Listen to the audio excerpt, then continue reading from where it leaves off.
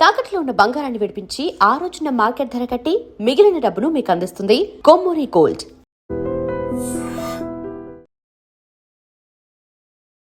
భారత రాజ్యాంగం, పార్లమెంటరీ ప్రజాస్వామ్యం, అలీన విధానం వీటన్నిటి నిర్మాణంలో నెహ్రూ పాత్రను ఇప్పుడు తక్కువ చేస్తున్నారా, ఉన్నట్లయినా చూపించే ప్రయత్నం చేస్తున్నారు సార్? నెహ్రూ అంటే ఆ రోజు ఫస్ట్ ఎలక్షన్స్లో అవును, ఆయనకు వ్యతిరేకంగా కూడా 30,000 ఓట్లు 40,000 ఓట్లు వచ్చాయండి. అంత జనాదరణ ఉన్న వ్యక్తి,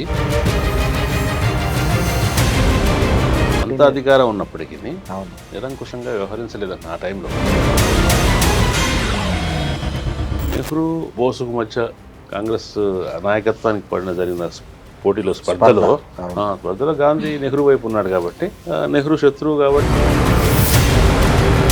నిజంగా కాశ్మీర్ విషయంలో బీజేపీ వాళ్ళు పదే పదే రకరకాలుగా, అంటే నెహ్రూ వల్లనే కాశ్మీర్ సమస్య ఏర్పడింది, పటేల్ నిర్ణయం ప్రకారము అది జరిగి ఉంటే అసలు కాశ్మీర్ సమస్య ఉండేది కాదు భారతదేశానికి అని చెప్తున్నారు. కాశ్మీర్ వచ్చేసరికి అది పాకిస్తాన్కి భారతదేశానికి కూడా సరిహద్దే. 1947 కంటే ముందు కాశ్మీర్ ఎవరిది అనే ప్రశ్న చాలా అకాడమిక్ ప్రశ్న, ఎమోషనల్ ఊహాత్మక ప్రశ్న.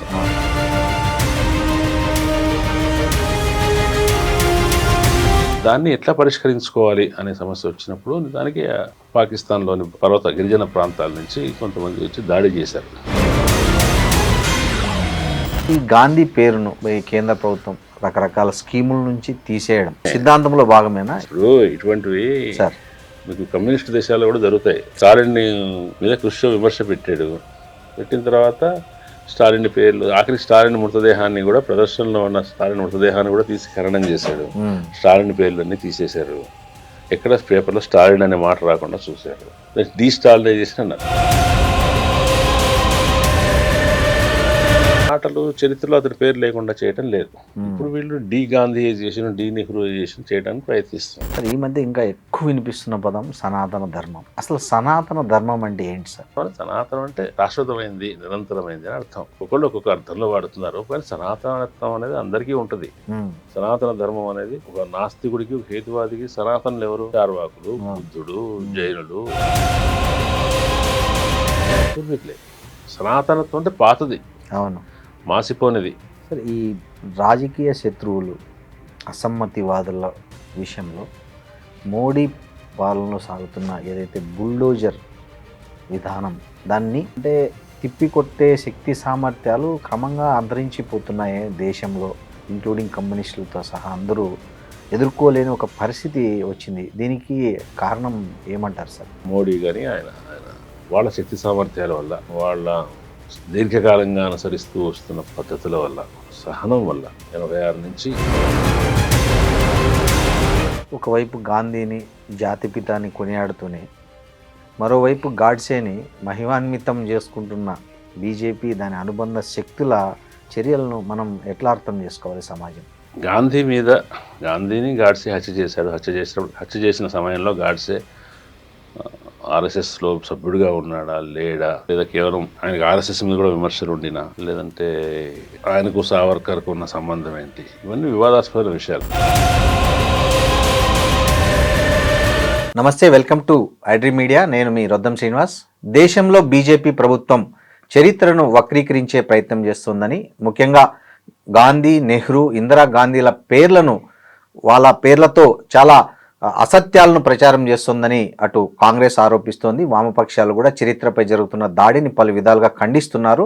అంతర్జాతీయంగా ట్రంప్ రెండోసారి అధికారంలోకి వచ్చిన తర్వాత అమెరికాతో పాటు అనేక దేశాలపై ఆ దేశ టారిఫ్ల పేరుతో చేస్తున్న ఒక యుద్ధం, దాని గురించి కూడా మాట్లాడదాం. ఇవాళ దాన్ని మనతో మాట్లాడడానికి ప్రముఖ ఎవరైతే సంపాదకులు ఉన్నారో, ఆంధ్రజ్యోతి పూర్వ సంపాదకులు కె శ్రీనివాస్ గారు ఉన్నారు మనతో. నమస్తే సార్. నమస్తే సార్, బాగున్నారా సార్? బాగున్నాను, చెప్పండి. ఏం లేదు సార్, ఇప్పుడు మీకు తెలియదు ఏం లేదు, దేశంలో బీజేపీ ప్రభుత్వం వచ్చిన తర్వాత చరిత్రపై మునిపెన్నడూ లేనంతగా దాడి జరుగుతోంది, చరిత్రను వక్రీకరిస్తోంది. అనుకోకుండా హిందుత్వ అనే ఒక అజెండాను అందరిలో చొప్పించడానికి, సినిమాల్లో సహా అన్నిట్లో చొప్పించడానికి ఒక తీవ్ర ప్రయత్నం జరుగుతోంది అని కాంగ్రెస్ నుంచి కానీ వామపక్షాల నుంచి కానీ చాలామంది మాట్లాడుతున్నారు ఇవాళ బయట. ఒక రచయితగా, ఒక సీనియర్ జర్నలిస్ట్గా వర్తమాన రాజకీయ అంశాలతో పాటు చారిత్రక అంశాల పట్ల ఒక పర్ఫెక్ట్ విజన్ ఉన్న ఒక సీనియర్ పాత్రికేయుడిగా మీరు దీన్ని ఎలా ఆలోచిస్తున్నారు సార్? పర్ఫెక్ట్ విజన్ అనేది నేను అంగీకరించాను. ఎవరికి పర్ఫెక్ట్ విజన్ ఉండదు సార్. మనం కొన్ని విషయాలు చూస్తున్నప్పుడు సహజంగానే కొన్ని విషయాలు విస్మరణకు గురవుతాయి. సాధ్యమైనంతగా అన్ని విషయాల్ని కవర్ చేసేటట్టుగా విషయాలను ఎట్లా అర్థం చేసుకోగలం అనేది ముఖ్యం. అవును సార్. చరిత్ర వక్రీకరణ జరుగుతుందా, చరిత్రని మార్చేస్తున్నారా, చరిత్ర మీద దాడి జరుగుతుందా, ఇవన్నీ రాజకీయమైన విమర్శలు. అవును సార్. స్థూలంగా బయట నుంచి చూస్తున్నప్పుడు మనకు అనిపిస్తుంది ఏంటంటే చరిత్ర అనేది ఒక ముఖ్యమైన వివాద అంశంగా ఉంది. ఎప్పుడూ ఉంటుంది చరిత్ర అనేది, ఎప్పుడూ ఉంటుంది. చరిత్ర అనేది చరిత్రకు సంబంధించిన విషయం కాదు, అంటే గడిచిన రోజులకు సంబంధించిన విషయం కాదు. చరిత్ర ఎప్పుడు వర్తమానానికి సంబంధించిన విషయమే. వర్తమాన అవసరాల కోసమే చరిత్రలోకి మనం వెళ్తాం, చరిత్రను అర్థం చేసుకుంటాం. జాతీయోద్యమంలో కూడా చరిత్ర ఒక ముఖ్య పాత్ర వహించింది కదా. అవును సార్. ఒకప్పుడు మన దేశం చాలా గొప్ప వైభవంగా ఉంది, స్వర్ణయుగా ఉండేది గుప్తుల కాలంలో. తర్వాత బయట నుంచి దండయాత్రలు జరిగాయి, ముస్లింలు వచ్చి దండయాత్ర చేశారు. దాని తర్వాత ఇంగ్లీష్ వాళ్ళు వచ్చి మనల్ని పరిపాలించారు. పరిపాలించినప్పుడు మన వనరులను దోచుకున్నారు, మనల్ని బికారులుగా చేశారు. కానీ మళ్ళీ మనం పాత వైభవానికి వెళ్ళాలి అనే ఒక నరేటివ్ అంటాం. నరేటివ్ అంటే ఒక అభిప్రాయ చట్రం. అవును సార్. మనం ఎట్లా ప్రతి ఒక్కరికి ఆలోచించడానికి ఒక చట్రం ఉంటుంది. ఆ చట్రం అనేది, చట్రాన్ని అధికారంలో ఉన్న వాళ్ళు ప్రభావితం చేయడానికి ప్రయత్నిస్తుంటారు. మీరు ఎట్లా ఆలోచించారనేది వారికి చాలా అవసరం. రాజుల కాలంలో అయినా, తర్వాత కాలంలో అయినా, ఇప్పుడు కాలంలో.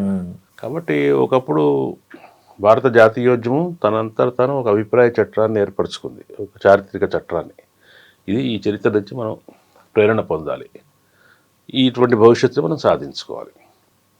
దాని ప్రకారం జాతీయోద్యమం జరిగింది. జాతీయోద్యమాన్ని కాంగ్రెస్ నాయకత్వం వహించింది. కానీ కాంగ్రెస్ ఒక్కటే చేయలేదు జాతీయోద్యమం. దాంట్లో కమ్యూనిస్టులు ఉన్నారు, ఇతర విప్లవకారులు ఉన్నారు, కొన్ని మతతత్వ సంస్థలు ఉన్నాయి, కొన్ని కుల సామాజిక సంఘాలు ఉన్నాయి, అన్ని రకాల శక్తులు కలిసి చేశారు. కానీ దాంట్లో ప్రధాన స్రవంతి ఏంటంటే కాంగ్రెస్, గాంధీ, నెహ్రూ, పటేల్ వీళ్ళ నాయకత్వం. కాబట్టి ఆ జాతీయోద్యమం ఒక చారిత్రక దృష్టిని నమ్మింది, ప్రచారం చేసింది.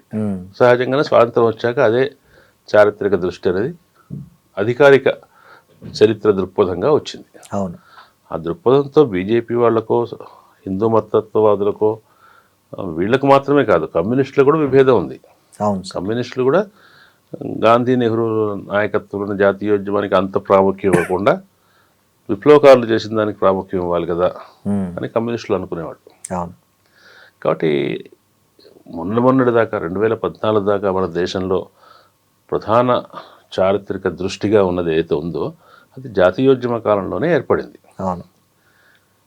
కానీ ఆ దృష్టితో, ఆ ఆలోచన విధానంతో పేచీ ఉన్నది ప్రధానంగా ఎవరికంటే కమ్యూనిస్టులు కూడా పేచీ ఉంది. కానీ గత 70 సంవత్సరాల కాలంలో కాంగ్రెస్ వాళ్ళ హయాంలో కమ్యూనిస్టు చరిత్రకారులకి, వామపక్ష చరిత్రకారులకి వాళ్ళ అభిప్రాయాలు చెప్పడానికి ఆస్కారం ఉండింది. వాళ్ళ విషయాలు పాఠ్యపుస్తకాల్లో ఉన్నాయి. వాళ్ళది కూడా కొంత చలామణి అవుతూ వచ్చింది. దీన్ని పూర్తిగా పొసగని వాళ్ళు ఎవరంటే మితవాద శక్తులు, మితవాద రాజకీయ పక్షాలు. ఒకప్పుడు జనసంఘ్ కావచ్చు, తర్వాత భారతీయ జనతా పార్టీ కావచ్చు, వాళ్ళ మాతృ సంస్థ అయినటువంటి ఆర్ఎస్ఎస్ కావచ్చు, స్వాతంత్ర జాతీయోద్యమ దశలో హిందూ మహాసభ కావచ్చు, వీళ్ళ చారిత్రక దృష్టి వేరు.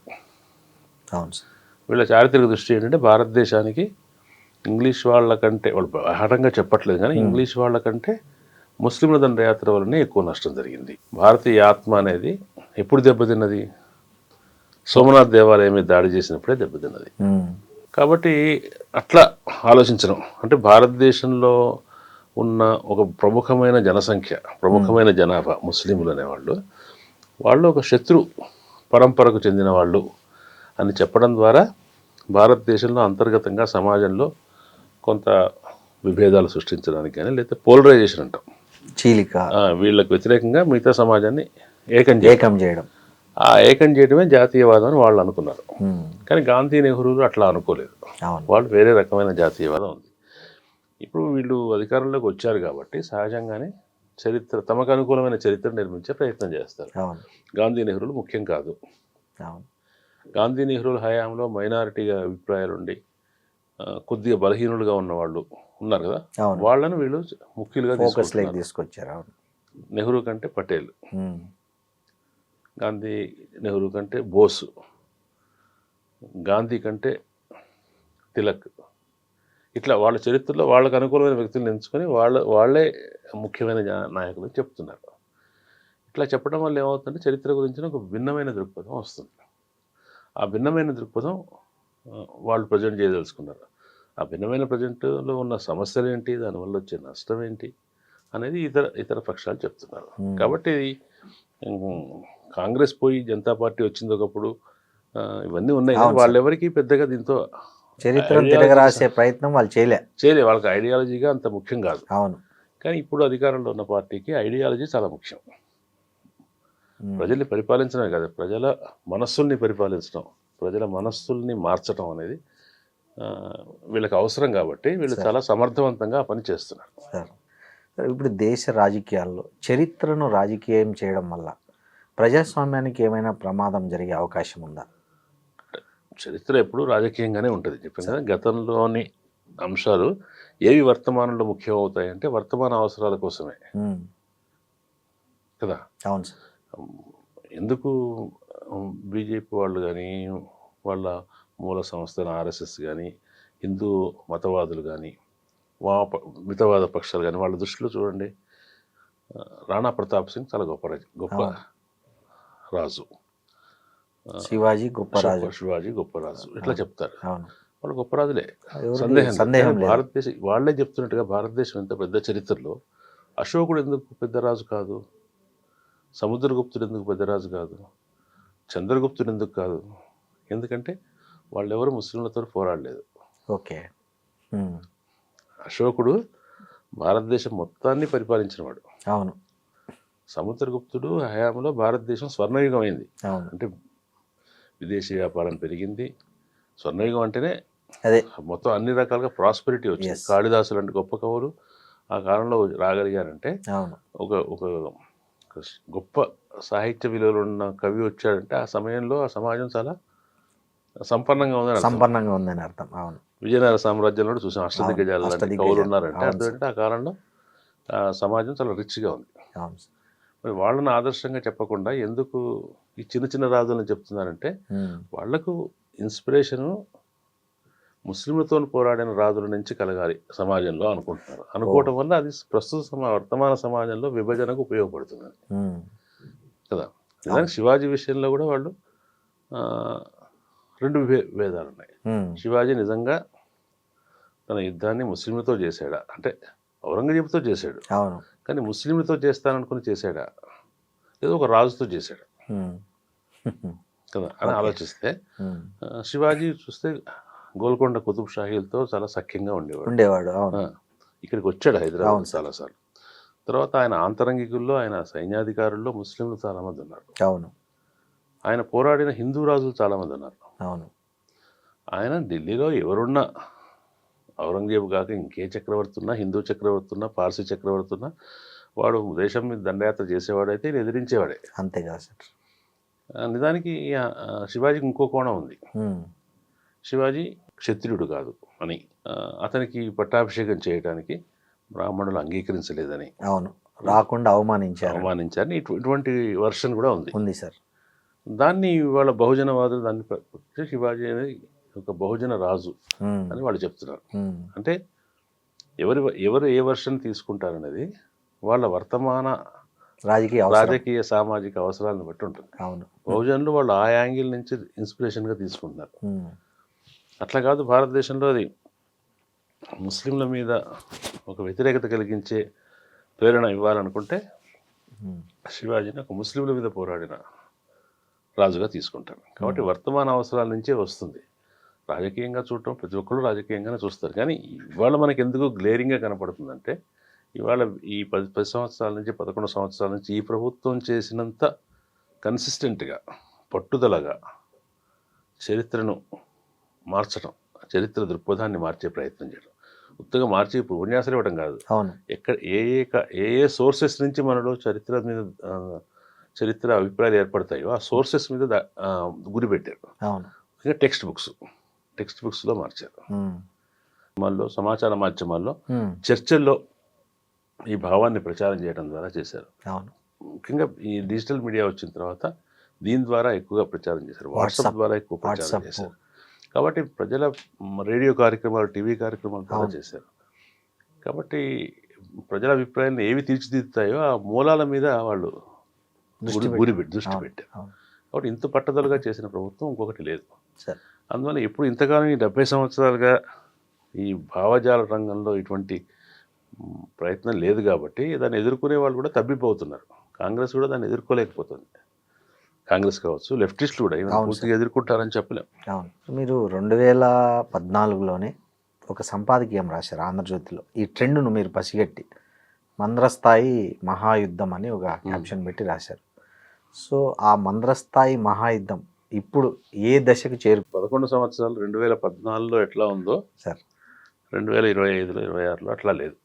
అదే చాలా మార్పులు. చాలామంది మర్చిపోయిన విషయం, గుర్తించిన విషయం ఏంటంటే 2014లో నరేంద్ర మోడీ గారు ప్రధానమంత్రిని చేసిన బీజేపీ ప్రభుత్వం వచ్చింది కదా. అవును. ఆ సంవత్సరం ఎన్నికల్లో బీజేపీ ఇవాళ మనం అందరూ విమర్శిస్తున్నటువంటి మతతత్వ ప్రచారం ద్వారా అధికారంలోకి రాలేదు. అవును. కాంగ్రెస్ మీద తీవ్ర వ్యతిరేకత, కాంగ్రెస్ లోపాలు, అది మెయిన్ ఫోకస్. అప్పటి స్లోగన్ ఏంటి? అచ్చేదిన్. ఎస్, మంచి రోజులు. అవును. మంచి రోజులు తెస్తామని వచ్చారు వాళ్ళు. అవును. మంచి రోజులు ఏ నేపథ్యంలో తెస్తారు? ఆ రోజున పాలసీ పిరాలసిస్ అన్నారు. విధాన వైకల్యం, అవును, పరిపాలన వక్రత, తర్వాత అవినీతి, ఈ మూడుతో కునారిల్లుతున్నటువంటి యూపీఏ ప్రభుత్వంలో నుంచి మీకు విముక్తి కలిగించి మంచి రోజులు తీసుకొస్తాము అనేటువంటి నినాదంతో వచ్చింది. మీరు గమనిస్తే అప్పుడు ఈ మతత్వ అంశం అస్సలు లేవని కాదు, ఈ మతత్వ విభజన అంశాల పాత్ర శాతం చాలా తక్కువ. కానీ గ్రాడ్యువల్గా 2014 నుంచి 2000 క్రమంగా తమ అధికారాన్ని వాళ్ళు బలపరుచుకుంటూ వస్తున్న సమయంలో ఇది అంటే అధికారాన్ని పైనుంచి సంపాదించుకున్నారు. అవును. సంపాదించుకొని తమ అభిప్రాయాల్ని, భావాల్ని కిందికి పూర్తి వేళ్లలోకి ఇంకించేటట్టుగా ప్రయత్నం చేశారు. ఆ ప్రయత్నం చేస్తున్నప్పుడు ఇటు ప్రయత్నం జరుగుతుందని గుర్తించిన వాళ్ళు ఉన్నారు, గుర్తించకుండా ఆదమర్చిన వాళ్ళు ఉన్నారు. గుర్తించిన వాళ్ళకు శక్తి లేకపోతే ఏం చేయకపోయి ఉండొచ్చు, గుర్తించని వాళ్ళకు శక్తి ఉండి కొంతమంది గుర్తించలేకపోవచ్చు. కానీ ఒక సమయానికి వచ్చేసరికి ఏంటంటే ఇది చాలా పెద్ద విషయం, దీన్ని మనం ఫైట్ చేయలేము అనే స్థితికి వాళ్ళ వచ్చాం. మంద్రస్థాయి మహాయుద్ధం అనేది రకరకాల ఫ్రంట్స్లో అన్ని భారతదేశంలో అనేక రాష్ట్రాలు వాళ్ళ చేతుల్లోకి వచ్చాయి. కశ్మీర్ విషయంలో వాళ్ళు ఎప్పటి నుంచో చెప్తున్న విషయాన్ని వాళ్ళు 370 రద్దు చేశారు. రామాలయాన్ని నిర్మించారు. కామన్ సివిల్ కోడ్ కొన్ని రాష్ట్రాల్లో ప్రవేశపెడుతున్నారు. దాని గురించి బలమైన వాదన తీసుకొచ్చారు. ప్రజల ఆలోచన విధానాల్లో మొత్తం ఒక సమూలమైన మార్పు తీసుకొచ్చారు. అవును సార్, చాలా మంది చదువుకున్న వాళ్ళు, ప్రొఫెషనల్స్ కూడా ఇవాళ హిందుత్వ గురించి దీని గురించి మాట్లాడుతున్నారు. వాళ్ళు మాట్లాడుతున్న హిందుత్వ అని, ఆ ఐడియాలజీ పేరు హిందుత్వ అని వాళ్ళకి తెలియకపోయి ఉండొచ్చు. కానీ వాళ్ళు ఆ విషయాన్ని నమ్ముతున్నారు. కొన్ని విషయాల్ని భారతదేశానికి అంతర్గత శత్రువుల నుంచి ఎక్కువ ప్రమాదం ఉందని, అంతర్గత శత్రువులు భారతదేశంలోనే కొంతమంది అంతర్గత శత్రువులని, అటువంటివన్నీ నమ్ముతున్నారు. ఆ నమ్మేటట్టు చేయగలగడం అనేది ఈ భావ ప్రచారం వల్ల వాళ్ళు చేసినటువంటి పట్టుదలతో కూడిన ప్రయత్నం వల్ల జరిగింది. అవును సార్. సార్, ఈ నెహ్రూ, మహాత్మా గాంధీ, ఇందిరాగాంధీ వీళ్ళ పాత్రను తగ్గించడము, వాళ్ళ మీద పదే పదే బీజేపీ వాళ్ళ ఈ లోపాల గురించి, అది మీరన్న డిజిటల్ మీడియా అన్ని రంగాల్లో మూలాలు అన్నిట్లో వాళ్ళ మీద వాళ్ళ వ్యక్తిత్వం మీద, వాళ్ళ పాలన మీద, వాళ్ళ విధానాల మీద ఒక దాడి చేయడము. అదే టైంలో మీరు అన్నట్లు చాలామంది తెర వెనుక ఉన్నవాళ్ళు, గోల్వాల్కర్, సావర్కర్, పటేలు, భగత్ సింగ్, తర్వాత బోస్, ఇట్లాంటి వాళ్ళను ముందుకు తేవడం వల్ల అసలు వనగురే రాజకీయ ప్రయోజనం ఏమన్నా ఉందా, లేకపోతే ఏమైనా ఇది ఒక సామాజికమైన? చాలామంది చెప్తున్న విషయం, దీని గురించి చర్చిస్తున్న వాళ్ళు చెప్తున్న విషయం ఏంటంటే, ఇప్పుడు అధికారంలో ఉన్న రాజకీయ పక్షం లేదా వాళ్ళకి సంబంధించిన వాళ్ళు 80లో వచ్చింది, బీజేపీ 80లో ఏర్పడింది. 80 కంటే ముందు దానికి ఇంకొక రూపంలో ఉంది, జనసంఘ రూపంలో ఉంది. అంతకుముందు జనసంఘ 1948లో ఏర్పడింది. 48 కంటే ముందు అంటే స్వాతంత్రం వచ్చిన తర్వాత ఏర్పడింది. అంతకంటే ముందు జాతీయోద్యమ కాలంలో దానికి రకరకాల ఆర్గనైజేషన్స్లో ముఖ్యంగా హిందూ మహాసభ సార్ పేరుతో ఉంది. సావర్కర్ స్థాపించాడు. ఇట్లా చాలా కొంతమంది కాంగ్రెస్లో కూడా ఉన్నారు. అవును సార్. మీకు తెలుసు కదా, దీన్ దయాళ్ అవును ఉపాధ్యాయ అవును కానీ సార్. అవును, శ్యామాప్రసాద్ ముఖర్జీ కానీ శ్యామాప్రసాద్ వాళ్ళు ముఖర్జీ కాంగ్రెస్లో వీళ్ళంతా ఉన్నారు. కాంగ్రెస్లో ఉన్నారు సార్. ఉన్నారు.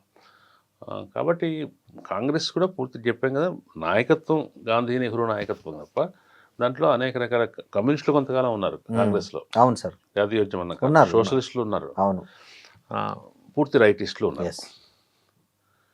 కాబట్టి వీళ్లకు తమ తమ పూర్వీకులు అని చెప్పడానికి జాతీయోద్యమంలో ఎవరు లేరు. అందువల్ల వాళ్ళు సావర్కర్ని అందుకోసమే కాదు, సావర్కర్ హిందుత్వ సిద్ధాంతానికి మొట్టమొదటి ప్రవక్త.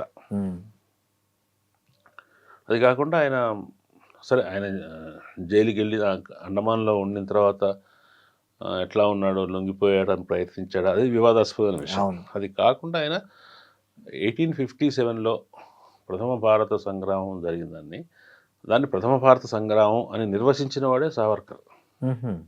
ఓకే. అప్పుడు సిపాయిల తిరుగుబాటు, సైనికుల తిరుగుబాటు ఇట్లా ఉంది కాదు, అది మొట్టమొదటి స్వాతంత్ర పోరాటం అని దాన్ని నిర్వచించి 1907లోనే ఆయన ఒక పుస్తకం రాసి దాన్ని అట్లా డిఫైన్ చేశాడు. ఆయనకు ఒక పాత్ర ఉంది కానీ ఆయనతో అప్పుడే అరెస్ట్ అయ్యాడు. 1910 ఆ ప్రాంతంలో అరెస్ట్ అయ్యాడు. 15 సంవత్సరాలు 20 సంవత్సరాలు అక్కడ ఉన్నాడు, 14 సంవత్సరాలు ఉన్న తర్వాత బయటికి వచ్చిన తర్వాత ఇంకా జాతీయోద్యమం ఇంకా 30 సంవత్సరాలు 20 సంవత్సరాలు జరిగింది. దాంట్లో ఆయన పెద్ద క్రియాశీలంగా లేరు, ఐడియాలజికల్గా ఉన్నారు. అయితే అన్ని మార్గాల్లోనూ అన్ని విషయాల్లోనూ సావర్కర్ని హిందుత్వవాదులు అంగీకరిస్తారని చెప్పలేము. సావర్కర్ హిందుత్వవాది, భారతదేశ జాతీయతను మత ఆధారంగా నిర్వచించినవాడు. క్రైస్తవులు కానీ ముస్లింలు కానీ వాళ్ళ మత పవిత్ర స్థలాలు భారతదేశంలో లేవు కాబట్టి వాళ్ళు ఎప్పటికీ స్వచ్ఛమైన అంటే పూర్తి డెడికేటెడ్ భారత జాతీయులు కాలేరు అన్నాడు ఆయన. మూలాలు ఉన్న వాళ్ళు కాలేరు అన్నాడు. మరి ఆయన స్వయంగా నాస్తికుడు సావర్కర్. కుల వ్యవస్థను విపరీతంగా విమర్శించినవాడు. కులాలు ఉండకూడదు అన్నాడు. మరి ఆ విషయాలతో మరి వీళ్ళు రైటిస్టులు ఏకీభవించారు. వాళ్ళకి కావాల్సిందంటే హిందుత్వాన్ని ఆయన డిఫైన్ చేసిన పద్ధతి, ఆయన అండమాన్లో జైల్లో ఉన్న పద్ధతి. దానికి కాంట్రాస్ట్గా వీళ్ళు ఏం చెప్తున్నారు, నెహ్రూ 10 ఏళ్ళు జైల్లో ఉన్నాడు నిజమే కానీ ఆయన రాజభోగంతో ఉన్నాడే తప్ప జైలు కాదు అని. గాంధీ గారు జైల్లో ఉండడానికి ఇంత ఖర్చు అయిందని చెప్తున్నారు. ఎందుకంటే గాంధీని నెహ్రూని విమర్శించడం వెనక ఉద్దేశం వాళ్ళు నిలబడిన విలువలు. ఆ విలువలతో వాళ్ళకు విభేదం ఉంది. సోషలిస్ట్ అని కాదు సార్, అంటే గాంధీ ఏమో అందరినీ కలుపుకుపోయే ఒక ప్రజాందోళనను నిర్వహించాడు.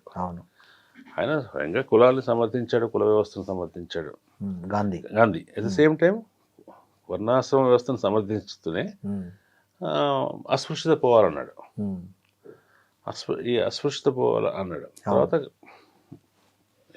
భారతదేశంలో వివిధ మతాల మధ్య సామరస్య జీవనం ఉండాలన్న, ఇట్లా కులాల మధ్య ఎట్లా అస్పృశ్యత లేకుండా సామరస్యం ఉండాలన్నా మతాల మధ్య కూడా అట్లా ఉండాలి. అందుకోసం ఆయన ప్రత్యేకంగా భారతదేశ కుల వ్యవస్థలో అట్టడుగున ఉన్న దళితుల మీద మతపరంగా చూసినప్పుడు సమస్యాత్మక, ఎవరికి అత్యధిక సంఖ్యాకులకు ఎవరితోని సమస్య ఉంది, ఏ సమూహాల మధ్య సమస్య ఉంది, దాంట్లో ముస్లింలను తీసుకొని ఈ ఇద్దరితోని తన సఖ్యత కోసం ప్రయత్నించాడు. ఆయన అయితే ఆ ప్రయత్నంలో ఆయన సఫలమయ్యాడా లేదా అని వేరే విషయం. ఆయన భారతదేశానికి వచ్చి దక్షిణాఫ్రికా నుంచి వచ్చి మొదట 4-5 సంవత్సరాలు దేశాటన చేసి రైతాంగ సమస్యల మీద వాటి మీద పోరాటం చేసిన తర్వాత ఆయన సహాయ నిరాకరణ ఉద్యమం తర్వాత వెంటనే ఆయన చేపట్టిన ఉద్యమం ఏంటి, ఖిలాఫత్ ఉద్యమం. ఖిలాఫత్ ఉద్యమం ముస్లింలను కలుపుకోవడం కోసం, ముస్లింల భాగస్వాములను చేసుకోవడం కోసం చేసింది.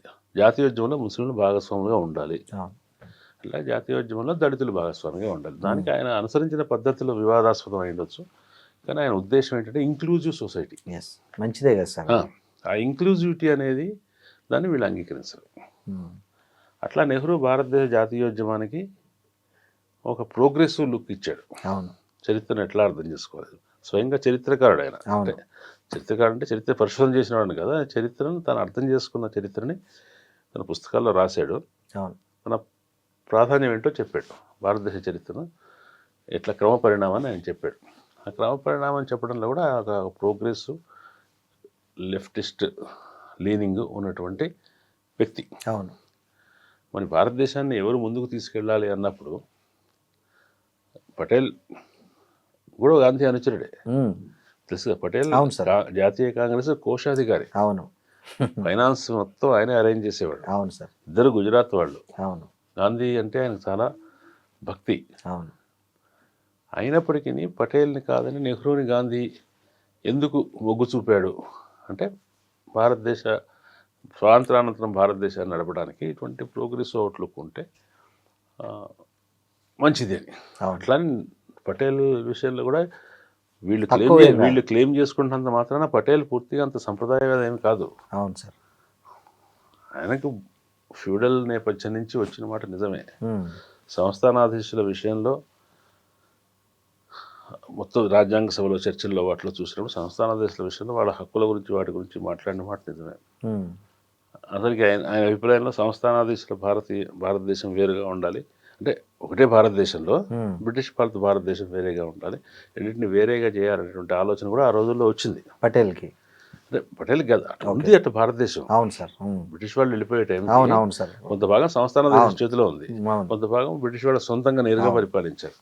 వీడిని ఇద్దరు కలిపేయటం కంటే రెండింటిని విడిగానే ఉంచడం ద్వారా భారతదేశం స్వతంత్ర భారతదేశంలో అభివృద్ధి చెందడం సాధ్యపడుతుంది అని. అట్లాగే ఆయన ఆర్ఎస్ఎస్ని తెలుసు కదా, గాంధీ హత్య తర్వాత ఆర్ఎస్ఎస్ నిషేధించాడు. ఆర్ఎస్ఎస్ విషయంలో ఆయన అభిప్రాయాలు చెప్పాడు, దీన్ని అంగీకరించలేమని. కాబట్టి అయితే కొన్ని భాగాలు ఉంటాయి కదా, కొన్ని భాగాలు గాంధీ నెహ్రూ ప్రధానంగా నాయకులు కాబట్టి వాళ్ళ విషయంలో ఒక రివిజనిజం అంటారు దీన్ని. రివిజనిజం అంటే చరిత్రను మార్చరు, వాళ్ళను వాళ్ళ స్థానం నుంచి తగ్గించడానికి ఇతరులను కలుపుకుంటారు. అంబేద్కర్ ఆ మాటకు వస్తే అంబేద్కర్ రాసిన సాహిత్యంలో ఆయన మాట్లాడిన మాటల్లో 90% ఇవాళ రైటిస్టులకు అంగీకారయోగ్యం కాదు. ఎందుకంటే ఆయన కులాన్ని విమర్శించే ప్రాసెస్లో హిందూ మత గ్రంథాలని అన్నింటినీ చాలా తీవ్రంగా విమర్శించాడు అంబేద్కర్. రాముడు కృష్ణుడు, రిల్స్ ఆఫ్ రామ అండ్ కృష్ణ ఒక పెద్ద వివాదమైంది. కాబట్టి అంగీకారం కాదు, కానీ ఆయనను కూడా కలుపుకోవాలి తప్పదు. ఎందుకంటే ఆయన కనీసం అందరికీ కాకపోయినా దళితులకు ఇవాళ ఆరాధ్యుడిగా ఉన్నాడు. అది వాళ్ళ గణనీయమైన సంఖ్య, ఓకల్ సెక్షన్. బహుజనులు కూడా కొంతవరకు యాక్సెప్ట్ చేస్తారు.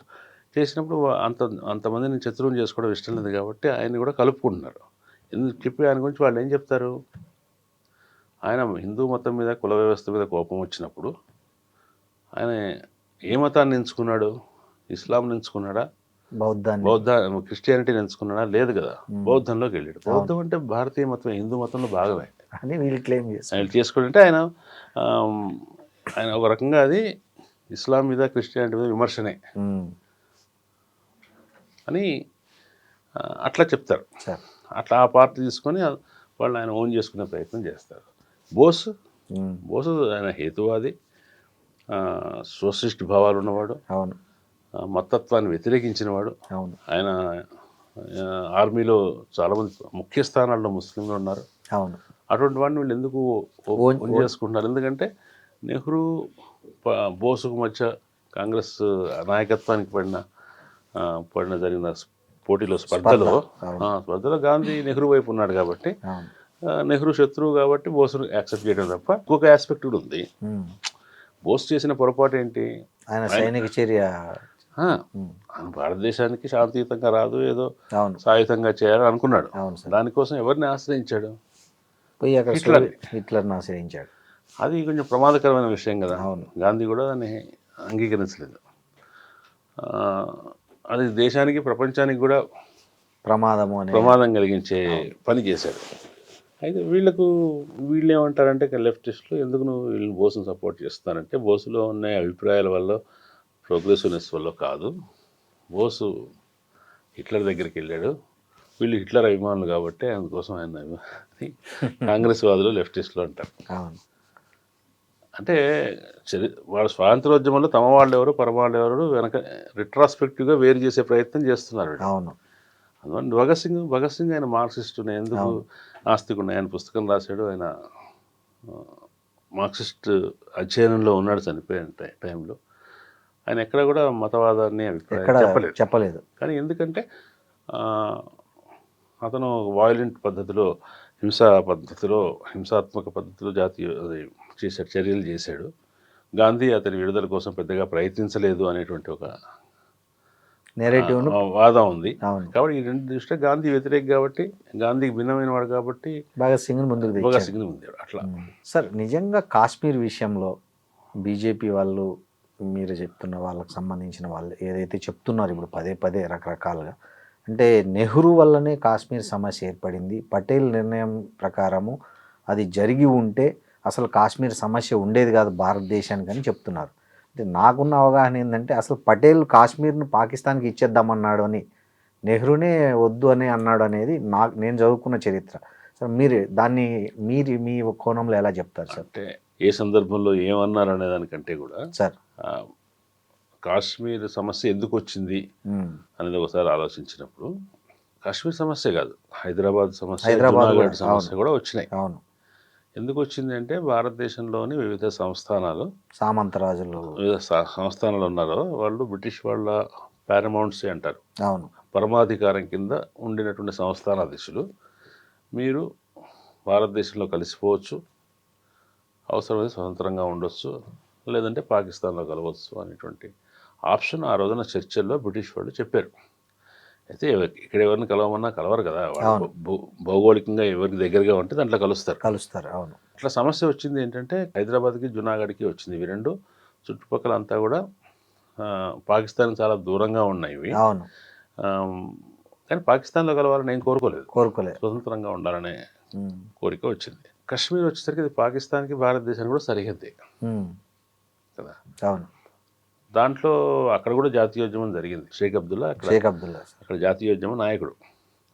ఆ జాతీయోద్యమం జరుగుతున్నప్పుడు వాళ్ళేం భారతదేశంలో కలుస్తామనో అట్లా జరగలేదు అది. కాబట్టి ఏంటంటే అప్పుడు ఒక వివాదం వచ్చింది. ఒక ఆస్తి పంపకంలో అన్నదమ్ముల మధ్య ఏదో ఒక వివాదం వస్తుంది. వివాదం ఎందుకు వస్తుందంటే అది ఇంతకుముందు ఇద్దరు తమది అనుకున్నారు కాబట్టి. 1947 కంటే ముందు భారతదేశం పాకిస్తాన్ లేవు సార్. కాబట్టి 1947 కంటే ముందు కాశ్మీర్ ఎవరిది అనే ప్రశ్న చాలా అకాడమిక్ ప్రశ్న, నోషనల్ ఊహాత్మక ప్రశ్న ఇట్లా ఉంది. దాన్ని ఎట్లా పరిష్కరించుకోవాలి అనే సమస్య వచ్చినప్పుడు దానికి అది వాళ్ళు విడిగా ఉంటానంటాం లేదంటాం ఇవన్నీ జరుగుతున్నప్పుడు పాకిస్తాన్లోని గిరిజన ప్రాంతాల నుంచి కొంతమంది వచ్చి దాడి చేశారు అది పాకిస్తానే ప్రేరేపించి చేయించిందంట.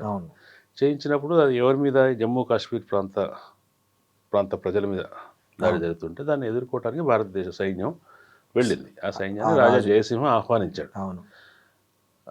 అక్కడ ఆక్రమించుకోవడానికో దాడి చేయడానికి వస్తున్నటువంటి ఆ గిరిజన యోధుల్ని ఒక పాయింట్ దగ్గర వీళ్ళు ఆపగలిగారు. రాజా జయసింహ కూడా భారతదేశంలో కలవటం కోసం సైన్యాన్ని అడగలేదు, అభ్యర్థించాడు. సహకారం, హెల్ప్ అడిగాడు. ఎక్కడి వరకు అయితే వాళ్ళను పాకిస్తాన్ ట్రైబల్ ఆర్మీస్ని ఆపగలిగారో అది వాళ్ళ పిఓకే అది వాళ్ళ లైన్ ఆఫ్ కంట్రోల్గా ఉంది. అవతల ఉన్నదంతా పాకిస్తాన్ అధీనంలో ఉంది. తర్వాత పరిణామాల్లో ఇది భారతదేశంలో కలిసింది. మనం భారతీయ కాశ్మీర్ అంటాం, పాకిస్తాన్ వాళ్ళు వాళ్ళ కాశ్మీర్ అంటారు, ఆక్రమిత కాశ్మీర్. మూడో వ్యక్తి కొంతమంది న్యూట్రల్గా అమెరికా వాళ్ళు ఏమంటారు, ఇది భారత అధీనంలో ఉన్న కాంగ్రెస్ అంటారు, అది పాకిస్తాన్ అధీనంలో ఉన్న కాంగ్రెస్. ఈ వివాదం ఉన్నది.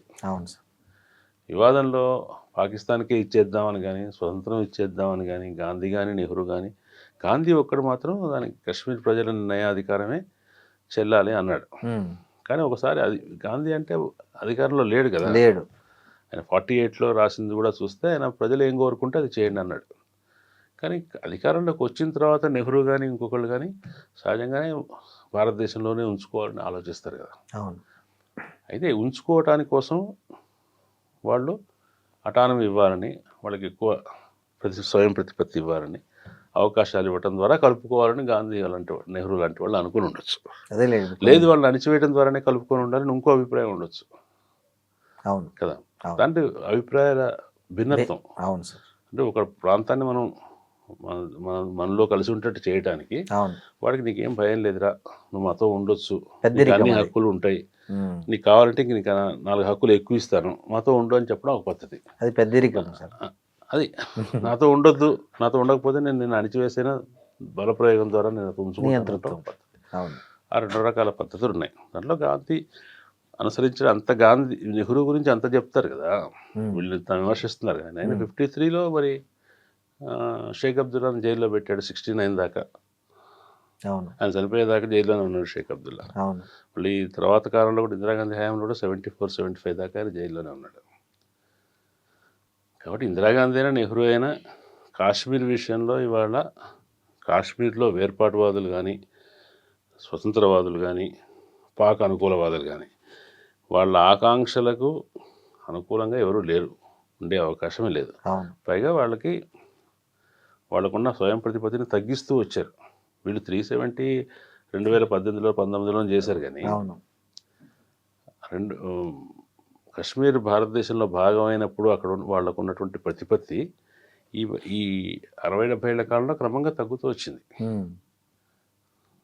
తెలుసు కదా. ఒకప్పుడు కాశ్మీర్ ముఖ్యమంత్రిని ప్రధానమంత్రి అనేవాళ్ళు. అవును సార్. భారతదేశంలో ఉండగానే. అవును. అటువంటి చాలా ఉండేవి. అవన్నీ క్రమక్రమంగా పోతూ వచ్చాయి. కాబట్టి నెహ్రూ మీద అటువంటి ఆరోపణ చేయడం అనేది సరైనది కాదు. అది వాళ్ళ పర్సెప్షన్, వాళ్ళ దృక్పథం అనేది భారతదేశం స్వాతంత్రం వచ్చిన తర్వాత భారతదేశాన్ని సకల జనాలు కలిసి ఉండేటట్టుగా ముందుకెళ్ళాలి అనటం కోసం వాళ్ళు సెక్యులరిజాన్ని ఒక విలువగా అనుకున్నారు. దాన్ని వాళ్ళకు లీనియన్స్ ఇవ్వటం గానో లేదా వాళ్ళకి ఎక్కువ మేలు చేయటం గానో వీళ్ళు వ్యాఖ్యానిస్తున్నారు. సార్, ఈ మధ్య ఈ నెహ్రూ మీద ఇంకోటి ఏంటంటే, నెహ్రూ వెస్ట్కు బానిస, మన విదేశాంగ విధానం అంతా నెహ్రూ వల్లనే మొత్తం ఇదైపోయింది అనే ఒక ప్రధానమైన ఆరోపణ కూడా బీజేపీ శక్తులు. చెప్పాం కదా, ఒకటి మొదలైతే మొత్తం అంతా కూడా దాని అంటారు సార్. అంటే నెహ్రూ ఆయన జీవన సరళి కూడా వాళ్ళకి విమర్శన అవుతుంది. ఆయన చాలా సంపన్నుడు. వాళ్ళ నాన్న చాలా పెద్ద, ఆ రోజుల్లో దేశంలో చాలా ఎక్కువ సంపాదించే లాయరు. అవును. సాంప్రదాయకంగా కూడా వాళ్ళు ధనవంతులు. కాబట్టి ఆయన జీవితం లగ్జరీస్గా ఉంటుంది. కాబట్టి అది ఎట్లాగో ఇప్పుడు గాంధీని ఎట్లా ఆయన చొక్కా లేకుండా సింపుల్గా ఉంటే జనం యాక్సెప్ట్ చేస్తున్నారో, మిగతా నెహ్రూ విషయంలో కొంచెం డిస్టెన్స్ కూడా ఉంటుంది మనకి చూసినప్పుడు. గౌరవం ఉంటుంది కానీ ప్రేమ ఉండటం కష్టం. కాబట్టి ఆ డిస్టెన్స్ను ఆధారం చేసుకొని ఆయన చాలా లావిష్గా బతికినవాడు, వెస్ట్రన్ కల్చర్ అంటే ఇష్టం, స్త్రీలతో ఎక్కువ స్నేహంగా ఉండేవాడు. ఇటువంటివన్నీ కూడా అతని మీద ఒక దురభిప్రాయం కలిగించడానికి ఈ నెరేటివ్ను స్ప్రెడ్ చేస్తున్నారు. వాటిని ఇంతకుముందు అట్లా మనం అర్థం చేసుకోలేదు వాటిని. ఒకప్పుడు మరి ఆయన నాకు ఇది రాత్రిపూట టీ పెట్టుకోవడానికి అగ్గిపెట్టి దొరకకపోతే ఆ రోజుల్లో రూపాయి నోట్లు, 100 రూపాయల నోట్లను తగలబెట్టి ఆ మంటతో టీ పెట్టుకున్నాడని మనం చిన్నప్పుడు చదువుకున్నాం కదా. ఆ చదువుకున్నప్పుడు మేమేమనుకున్నాం, అంత డబ్బు ఉన్నవాడు కూడా స్వాతంత్రోద్యమానికి వచ్చి ఇంత సంవత్సరం జైల్లో ఉన్నాడు కదా అనుకున్నాం. అవును, అంతే కదా సార్. అవును, న్యాచురల్గా ఆలోచించేది. కానీ ఇప్పుడు అర్థం చేసుకునే పద్ధతి వేరుగా ఉంటుంది. అయితే భారత రాజ్యాంగం, పార్లమెంటరీ ప్రజాస్వామ్యం, అలీన విధానం, వీటన్నిటి నిర్మాణంలో నెహ్రూ పాత్రను ఇప్పుడు తక్కువ చేస్తున్నారా, ఉన్నట్లయినా చూపించే ప్రయత్నం చేస్తున్నారా సార్? మీకేమనిపించింది సార్? నవభారతదేశం ఎట్లా వెళ్ళాలి అనే విషయంలో జాతీయోద్యమం ఆకాంక్షలు ఒక రకంగా ఉన్నాయి, గాంధీ అనుకున్నది ఒక రకంగా ఉంది. ఆ రెండింటిని సమన్వయం చేస్తూ నవభారత ప్రయాణాన్ని ఆయన ప్రారంభించాడు. అంటే భారతదేశం పరాధీనత నుంచి స్వతంత్రతలోకి చేసిన ప్రయాణం నెహ్రూ ఆధ్వర్యంలో మొదలైంది. ట్రిస్ట్ విత్ డెస్టినీ అన్నాడు. మన భవితవ్యాన్ని మనం ఇక్కడ కలుసుకున్నాం, మన భవిష్యత్తును కలుసుకున్నాం, ఇక్కడి నుంచి ప్రయాణం మొదలవుతుంది అని చెప్పినప్పుడు భారతదేశానికి ఏం కావాలి? భారతదేశంలో పెట్టుబడిదారులు లేరు, భారతదేశంలో వ్యవసాయం వెనుకబడి ఉంది, నిరక్షరాస్యత ఉంది, హెల్త్ బాగాలేదు, సో ఇవన్నీ ఉన్నాయి. అన్నిటినీ నిర్మాణం చేసుకుంటూ రావాలి. ఒక్కొక్క 5-5 సంవత్సరాలకి మన అభివృద్ధి ప్రాధాన్యాలు ఏంటి అని తెలుసుకొని పంచవర్ష ప్రణాళికలు వేయటం కావచ్చు, మౌలిక వసతులు కల్పించిన ఒక దేశ నిర్మాణానికి మౌలిక వసతులు ఏముంటాయి? ఒక ఊరుకు మౌలిక వసతులు అంటే రోడ్లు, నీటి సరఫరా, మంచినీళ్ళు, రోడ్లు, ఇవి చెప్తాం. దేశానికి అంటే ఏం కావాలి? పారిశ్రామికీకరణ, అంటే భవిష్యత్తుకి అవసరమైన నిపుణులు తయారు చేయాలి, శాస్త్రవేత్తలు తయారు చేయాలి, విద్యావేత్తలను తయారు చేయాలి, తర్వాత వ్యవసాయానికి ప్రోత్సాహం ఇవ్వాలి, పారిశ్రామికవేత్తలకు చిన్న చిన్న పారిశ్రామికలకు సహాయం ఇవ్వాలి. పరిశ్రమలు దేశానికి అవసరం. పారిశ్రామికవేత్తలు లేరు, అంత డబ్బు లేదు, ఒకళ్ళు ఇద్దరు టాటాలో బిర్లాలు ఉన్నారు. ఏం చేయాలి అప్పుడు? మొత్తం పరిశ్రమలన్నింటినీ ప్రభుత్వ రంగంలో పెట్టాలి. ఎస్, ప్రభుత్వ రంగంలో పెట్టడానికి ఏం చేయాలి? స్నేహ సంబంధాలు ఉన్న దేశాల నుంచి సహాయం తీసుకోవాలి. ఇట్లా ఆయన తెలిసిన పద్ధతిలో, ఆయన అనుకున్న పద్ధతిలో చేశాడు. ఐఐటీలు పెట్టారు, ఐఐఎంలు పెట్టారు, ఇస్రో ఇస్రో చాలా స్థాపించారు, జాతీయ ప్రాజెక్టులు కట్టారు, శాస్త్ర పరిశోధన సంస్థలు, రక్షణ రంగ సంస్థలు, అభివృద్ధి సంస్థలు, ఉత్పాదక సంస్థలు, పరిశ్రమలు అన్నీ కూడా నెహ్రూ కాలంలోనే స్టార్ట్ అయినాయి, ఇంక్లూడింగ్ ఎల్ఐసి ఇట్లాంటి సంస్థలన్నీ ఆయన హయాంలోనే జరిగాయి. రాజకీయమైన పాలనా సంస్థలు కూడా ఆయన కాలంలో చేశారు. ఆయన అంత ఏమంటారు, అంత జనాదరణ కలిగినటువంటి నాయకుడు అయినప్పటికీ, నెహ్రూ అంటే ఆ రోజున ఫస్ట్ ఎలక్షన్స్లో అవును, ఆయనకు వ్యతిరేకం కూడా 30,000 ఓట్లు 40,000 ఓట్లు వచ్చాయంటే ఆశ్చర్యపోయారు. అవును సార్. అంత జనాదరణ ఉన్న వ్యక్తి కాంగ్రెస్కి 1969 దాకా 67 దాకా తిరుగులేదు. అవును, ఇక్కడ అంత అధికారం ఉన్నప్పటికీ అవును, నిరంకుశంగా వ్యవహరించలేదన్న ఆ టైంలో. Correct sir. అందరినీ అకామిడేట్, మాకు హిందీని రుద్దొద్దు అంటే హిందీని రుద్దలేదు అవును కదా. అవును, అట్లా ఇవో పరిపాలనకు చిన్న చిన్న విషయాలు జరగలేదని కదా. ఆ టైంలో కూడా మనం తెలంగాణ సాయుధ పోరాటాన్ని అణిచివేశాడు అనే విమర్శ ఉంది, దానికి నెహ్రూ కారకుడు అనే విమర్శ ఉంది. తర్వాత అలా పౌర హక్కుల విషయంలో వాటి విషయంలో వైలేషన్స్ లేవని కాదు, కానీ మొత్తం మీద దేశాన్ని ముందుకు తీసుకెళ్ళడానికి ఆయన చేసినటువంటి ఒక ఫౌండేషన్ అది సార్. ఆ ఫౌండేషన్ మీదనే ఇవాళ ఇండియా నిలబడి ఉంది. అవును, ఆ రెండు రకాల ఫౌండేషన్స్, ఒకటి మెటీరియల్ ఫౌండేషన్ అంటే భౌతిక అభివృద్ధికి సంబంధించిన పునాది, ఇంకొకటి భావజాలానికి సంబంధించిన ఆలోచన విధానానికి సంబంధించిన పునాది. ఆలోచన విధానం ఏంటి? శాంతి, సామరస్యం, సహజీవనం, సెక్యులరిజం, ప్రోగ్రెస్, సమసమాజం కూడా. అందరూ ఏమన్నాడు మొదటి రోజు అర్ధరాత్రి ప్రసంగంలో నెహ్రూ? ఈ దేశంలోని ప్రతి ఒక్కరి కంటి నుంచి జారే కన్నీటి బిందువుని తుడిచివేయాలని మన మహాత్ముడు అంటాడు. అదంతా సాధ్యమవుతుందని అనుకోను, కానీ అంత చాలా కష్టసాధ్యమైన, చాలా దుస్సాధ్యమైన విషయం అది.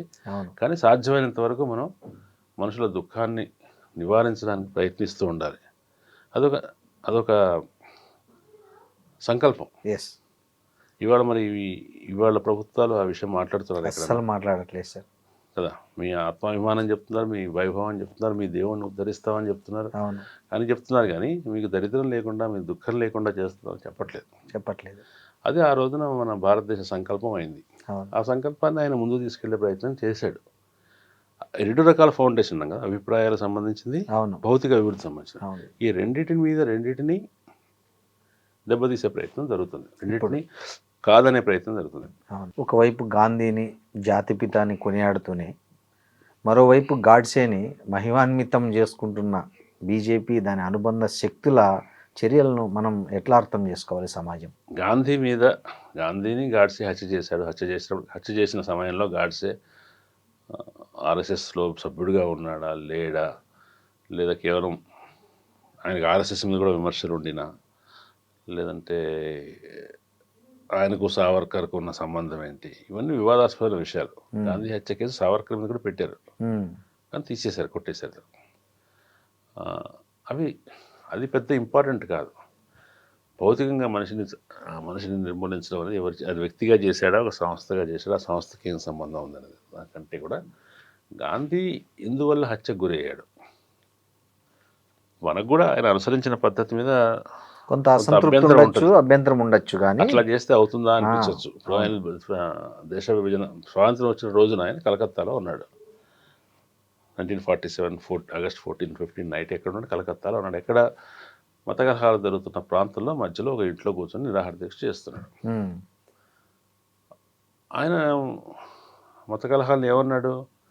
ఇది మనిషిలోని విషపూరిత స్వభావం, దీన్ని మనిషి జయించాలి, నాకు చాలా బాధేస్తుంది, మనుషులు ఇట్లా చంపుకోకూడదు అని నేను అక్కడే ఆ ప్రాంతం ఎక్కడైతే జరుగుతుందో అక్కడికి వెళ్ళి కూర్చున్నాడు. అటు ముస్లింలు ఇటు హిందువులు ఎవరైనా కూడా రాయిట్స్లో పాల్గొంటున్న వాళ్ళు ఎవరైనా సరే ఆయన జోలికి వెళ్ళే ధైర్యం లేదు. ఆయన ఒక నైతిక శక్తిగా నేను అక్కడ నిలబడ్డాను అనుకుంటున్నాను. ఇట్లా జరుగుతుంటే మనకు వచ్చిన స్వాతంత్రం అనేది దాని పెద్ద విలువ, దాన్ని నేను విలువలేదు అన్నాడు. అంటే చాలా విషయాల్ని ఆయన స్వాతంత్రోద్యమంతో సహా చాలా విషయాల్ని మోరల్ ఆస్పెక్ట్ నుంచి చూడటం, మోరల్ వెపన్గా చూడటం, నిశ్చయంగా ఒక నిర్ణయం చేయాల్సిన సమయంలో చేయకుండా దాన్ని వెనక్కి తగ్గటం, ఇటువంటి గాంధీ మీద చాలా విమర్శలు పెట్టచ్చు. కానీ ఆయన ఏమనుకున్నాడంటే భారతదేశంలో స్వతంత్ర భారతదేశం యొక్క నైతికత ఎప్పుడు సాధ్యపడుతుందంటే అది తన దేశంలోని తన జనాభాలోని అట్టడుగు అస్పృశ్య జనాలను కూడా గౌరవంగా చూసినప్పుడు, అట్లాగే ముస్లింల విషయంలో కలుపుకొని వాళ్ళను కూడా భాగస్వాములను చేసుకోగలిగినప్పుడు మాత్రమే స్వతంత్ర భారతదేశానికి ఒక నైతిక స్థాయి ఉంటుంది అనుకున్నాడు. వాళ్ళు వెళ్ళిపోయారు కదా, వేరే దేశం ఏర్పాటు చేసుకున్నారు కదా, ఇంకా ఎందుకు వాళ్ళని గౌరవించాలంటే ఆయన దాని గౌరవాన్ని వాళ్ళతో కలిసి సహజీవనం చేయగలగటంలోనే అది భారతదేశం నైతిక స్థితి ఉంటుందని అనుకున్నాడు. అది ఆ మోరల్ ఫౌండేషన్ అనేది వీళ్ళకి ఇష్టం లేదు. భారతదేశం ఒక మతం వాళ్ళదే, ఇతర మతస్థులు ఉంటే వీళ్ళకి లొంగి ఉండవచ్చు, రెండవ శ్రేణి, వాళ్ళకి హక్కు లేదు అనేది వీళ్ళు అనుకుంటారు. కాబట్టి గాంధీతో విభేదిస్తుంది అక్కడ. అందువల్ల అట్లా బోధించేవాడిని గాంధీయే కాదు. ఇప్పుడు చూసారో లేదో మీరు, చాలా మంది రైటిస్టులు సోషల్ మీడియాలో బుద్ధుడిని తిడుతున్నారు.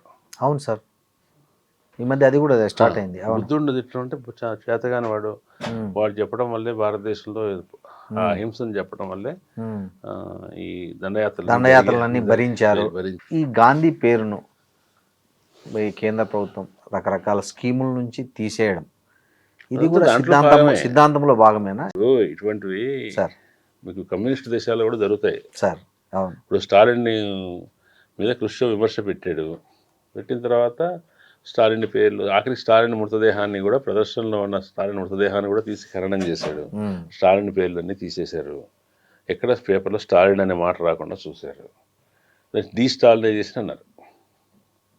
స్టాలిన్ లేకపోవడాన్ని డీస్టాలినైజేషన్ అన్నారు. కాబట్టి చాలా విషయాలు స్టాలిన్ పరిపాలించిన కారణం గురించి రాసేటప్పుడు స్టాలిన్ లేకుండా రాస్తారు, లేదా అత్యవసరమైతే దేశాధినేత అని చెప్పి రాసేవాళ్ళు, ఆనాటి దేశాధినేత రాసేవాళ్ళు. అట్లాగే ఇప్పుడు ఇరాక్ తర్వాత సద్దాం హుస్సేన్ విగ్రహాలని తీసేయటం, కానీ మాటలు చరిత్రలో అతని పేరు లేకుండా చేయటం లేదు. ఇప్పుడు వీళ్ళు గాంధీయైజేషన్, నెహ్రూయైజేషన్ చేయడానికి ప్రయత్నిస్తున్నారు, మొఘలైజేషన్ చేయడానికి ట్రై చేశారు. ఇప్పుడు మొఘల్స్ మంచివాళ్ళ చెడ్డవాళ్ళ వేరే విషయం. అవును, లైక్ ఎనీ అదర్ కింగ్. అవును, వాళ్ళలో కూడా మంచి ఉంటుంది, చెడ్డ ఉంటుంది. ఉత్తమోత్తముడైన రాజు ఎవడు ఉండడు, అత్యంత క్రూరుడైన రాజు ఎవరు ఉండడు, కొంచెం ఎక్కువ తక్కువలు ఉంటాయి. అవును. కాబట్టి మొఘల్స్ అనేవాళ్ళు వేరే ప్రాంతం నుంచి దండయాత్ర చేసి వచ్చారు. వచ్చిన తర్వాత వాళ్ళు ఇక్కడే స్థిరపడ్డారు. మన గత చరిత్రకారులు ఎవరు కూడా మొఘల్ను విదేశీయుల నుంచి దండయాత్ర చేసిన వాళ్ళుగా చెప్పారు, కానీ వలసవాదులు అని చెప్పలే. వలసవాదులు ఎప్పుడవుతారంటే వాళ్ళు ఒక దేశానికి చెంది ఉండి అక్కడి నుంచి వచ్చి ఇక్కడ దీన్ని ఆక్రమించి ఇక్కడి నుంచి సంపదనంతా అక్కడ తీసుకెళ్తూ ఉంటే వాళ్ళు వలసవాదులు అంటారు. కానీ ఇక్కడే మొఘలు అది కాదు, వాళ్ళు ఇక్కడే ఉండి స్థిరపడిపోయారు. వాళ్ళు ఆరిజిన్స్ మూలాలు వేరే. భారతదేశంలో వాళ్ళ మొఘల్స్ గురించి ఎక్కువ చదువుకున్నాం మనం, వేరే వాళ్ళ గురించి చదువుకోవట్లేదు. కాబట్టి మొఘల్స్ని చరిత్రలోంచి తీసేద్దామని వీళ్ళు అంటున్నారు. తీసేస్తావు సరే, నీకు కావాలంటే మొఘల్స్ దుర్మార్గులను రాసుకో, తీసేస్తే ఎట్లా? అదే కదా. 1500 నుంచి 1800 వరకు ఎవరు పరిపాలించారు? మొఘల్లే పరిపాలించారు. అక్కడ పేరేం రాస్తావు? రాజు పేరు, ఒక రాజు అని రాస్తారేమో. అంటే చరిత్ర నుంచి తీసేయటం అనేది అదేంటంటే దానికి ఇప్పుడు మొత్తం టెక్స్ట్ బుక్స్లో, ఎన్సీఆర్టీ టెక్స్ట్ బుక్స్లో వాటిలో కూడా చేసిందంటే మొఘల్ చాప్టర్స్ తీసేయటం. ఇప్పుడు మొఘల్స్ అంతకాలం పరిపాలించారంటే ప్రతి ఒక్కరు ఒక అడ్మినిస్ట్రేషన్లో ఏదో ఒక ఖచ్చితంగా మార్పులు ఇచ్చుంటాడు 100%. అట్లాగే మొఘల్స్ కాలంలో రెవెన్యూ అడ్మినిస్ట్రేషన్లో భారతదేశంలో చాలా మార్పులు జరిగాయి. వాటి గురించి రాయకపోవడం, డల్హౌసీ సంస్కరణల గురించి చదువుతున్నప్పుడు షేర్షా సూరి సంస్కరణల గురించి చదవాలి కదా. అక్బర్ కాలంలో జరిగినటువంటి రెవెన్యూ సిస్టమ్ మోడల్ ఎట్లా ఉండిందో తెలుసుకోవాలి కదా. అవును, వాళ్ళు ఇప్పటికీ మనం పాటిస్తున్న అట్టడుగు స్థాయి గ్రామాధికార వ్యవస్థలో పాటిస్తున్న అనేక పద్ధతులు మొఘల్ కాలంలో స్టార్ట్ అయ్యాయి. అవును, అంటే ఎవరికి ఏది ఇవ్వాలో క్రెడిట్ వాళ్ళకి ఇచ్చి వాళ్ళు చేసిన తప్పుడు పనులను విమర్శించడం అనేది ఒక పద్ధతి ప్రతి రాజు కూడా. అవును. కృష్ణదేవరాయలు గారు బోర్డు అంతా మంచి దండయాత్రలు చేశాడు, అవును. సాహిత్యాన్ని పోషించాడు. కానీ పోర్చుగీసులతో వ్యాపారం ఆయనే చేశాడు. అవును. విదేశాలతోటి ఆయన ఆయన ఒకళ్ళిద్దరు ముస్లిం రాజులతో యుద్ధం చేశాడు, అనేక మంది ముస్లిం రాజులతో స్నేహం చేశాడు. అవును. ఇది మనం ఆబ్జెక్టివ్ విశ్లేషణగా ఉంటుంది. అట్లా కాకుండా మనకు ఇష్టమైన అంశాల నుంచి మనకు ఇష్టం లేని అభిప్రాయాన్ని తీసేస్తే చరిత్ర పాక్షికమైపోతుంది. రేపు పొద్దున ఎవడో దాన్ని కనిపెడతాడు. లేకపోతే మన దేశంలో చరిత్ర పుస్తకాలు ఎట్లా ఉంటాయి, వేరే దేశాల్లో వచ్చే చరిత్ర పుస్తకాలు ఇంకో రకంగా ఉంటాయి. సార్, ఈ మధ్య ఇంకా ఎక్కువ వినిపిస్తున్న పదం సనాతన ధర్మం.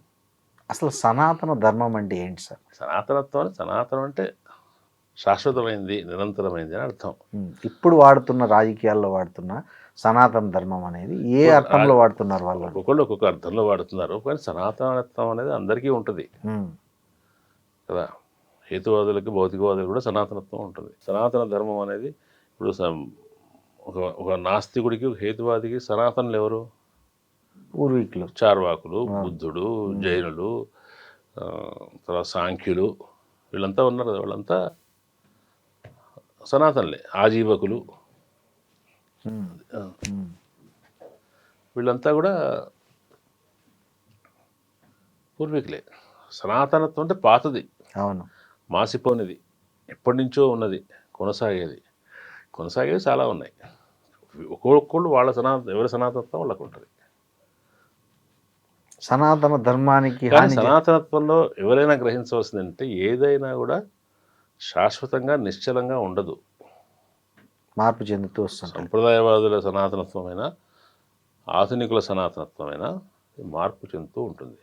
ఎప్పుడూ శాశ్వతంగా ఒకటే కొనసాగటం ఉండదు. మనం ఏం చెప్తామంటే కొన్ని శాశ్వతమైన మానవ విలువలు ఉంటాయని చెప్తాం. అంటే వాటి విషయంలో మనం కొంత కన్సెషన్ ఇవ్వచ్చు. ప్రేమ, అభిమానం, వాత్సల్యము, స్నేహము,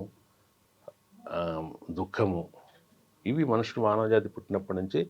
దీంట్లో కూడా చాలా విషయాలు మానవుడు నాగరికత సంపాదించుకున్న తర్వాత అలవరుచుకున్నవే.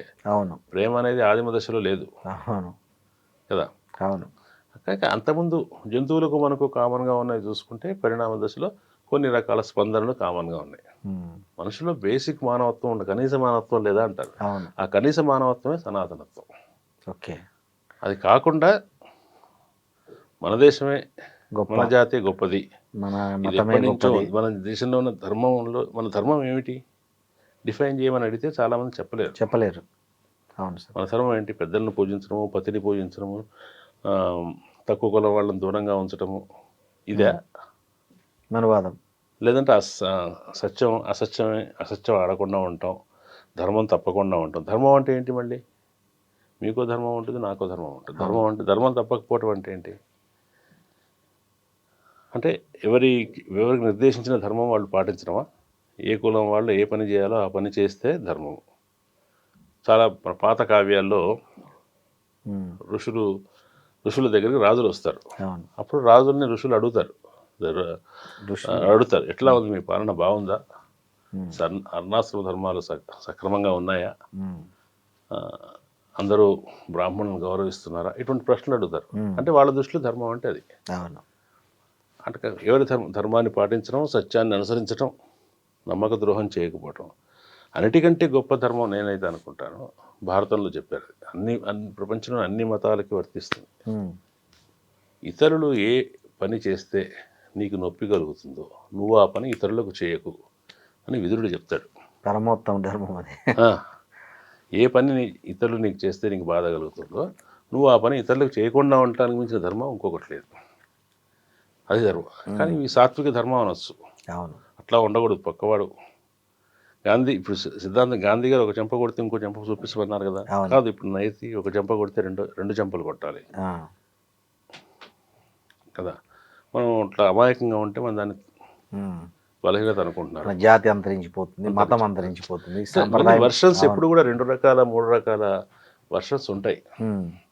కాబట్టి సనాతనత్వం అని వాళ్ళు చెప్పే సనాతనత్వం అంటే ఏదైతే సంప్రదాయ కాలంలో ఉండే విలువలు ఉన్నాయో ఆ విలువలు ఇప్పుడు వర్ణాశ్రమం కావచ్చు, పాతివ్రత్యం కావచ్చు, ఇటువంటివన్నీ, ఆడవాళ్ళు చీరలు కట్టుకోవటం, మగవాళ్ళు పంచెలు కట్టుకోవటం కావచ్చు, వస్త్రధారణ. వస్తుందిగా చేయొచ్చు, భజనలు చేయటం కావచ్చు, ఉమ్, అట్లా కొంతమంది అనుకోవచ్చు. కొంతమంది సనాతన ధర్మం అంటే నేను అనేది దీన్ని మనం పొరపాటు వాళ్ళెవరో సనాతన ధర్మం అని చెప్పి ఉమ్, పాతబడిపోయిన విలువల్ని ప్రోత్సహిస్తున్నారని మనం అనుకుని దాన్నే సనాతనత్వం అనుకోవడం తప్పు.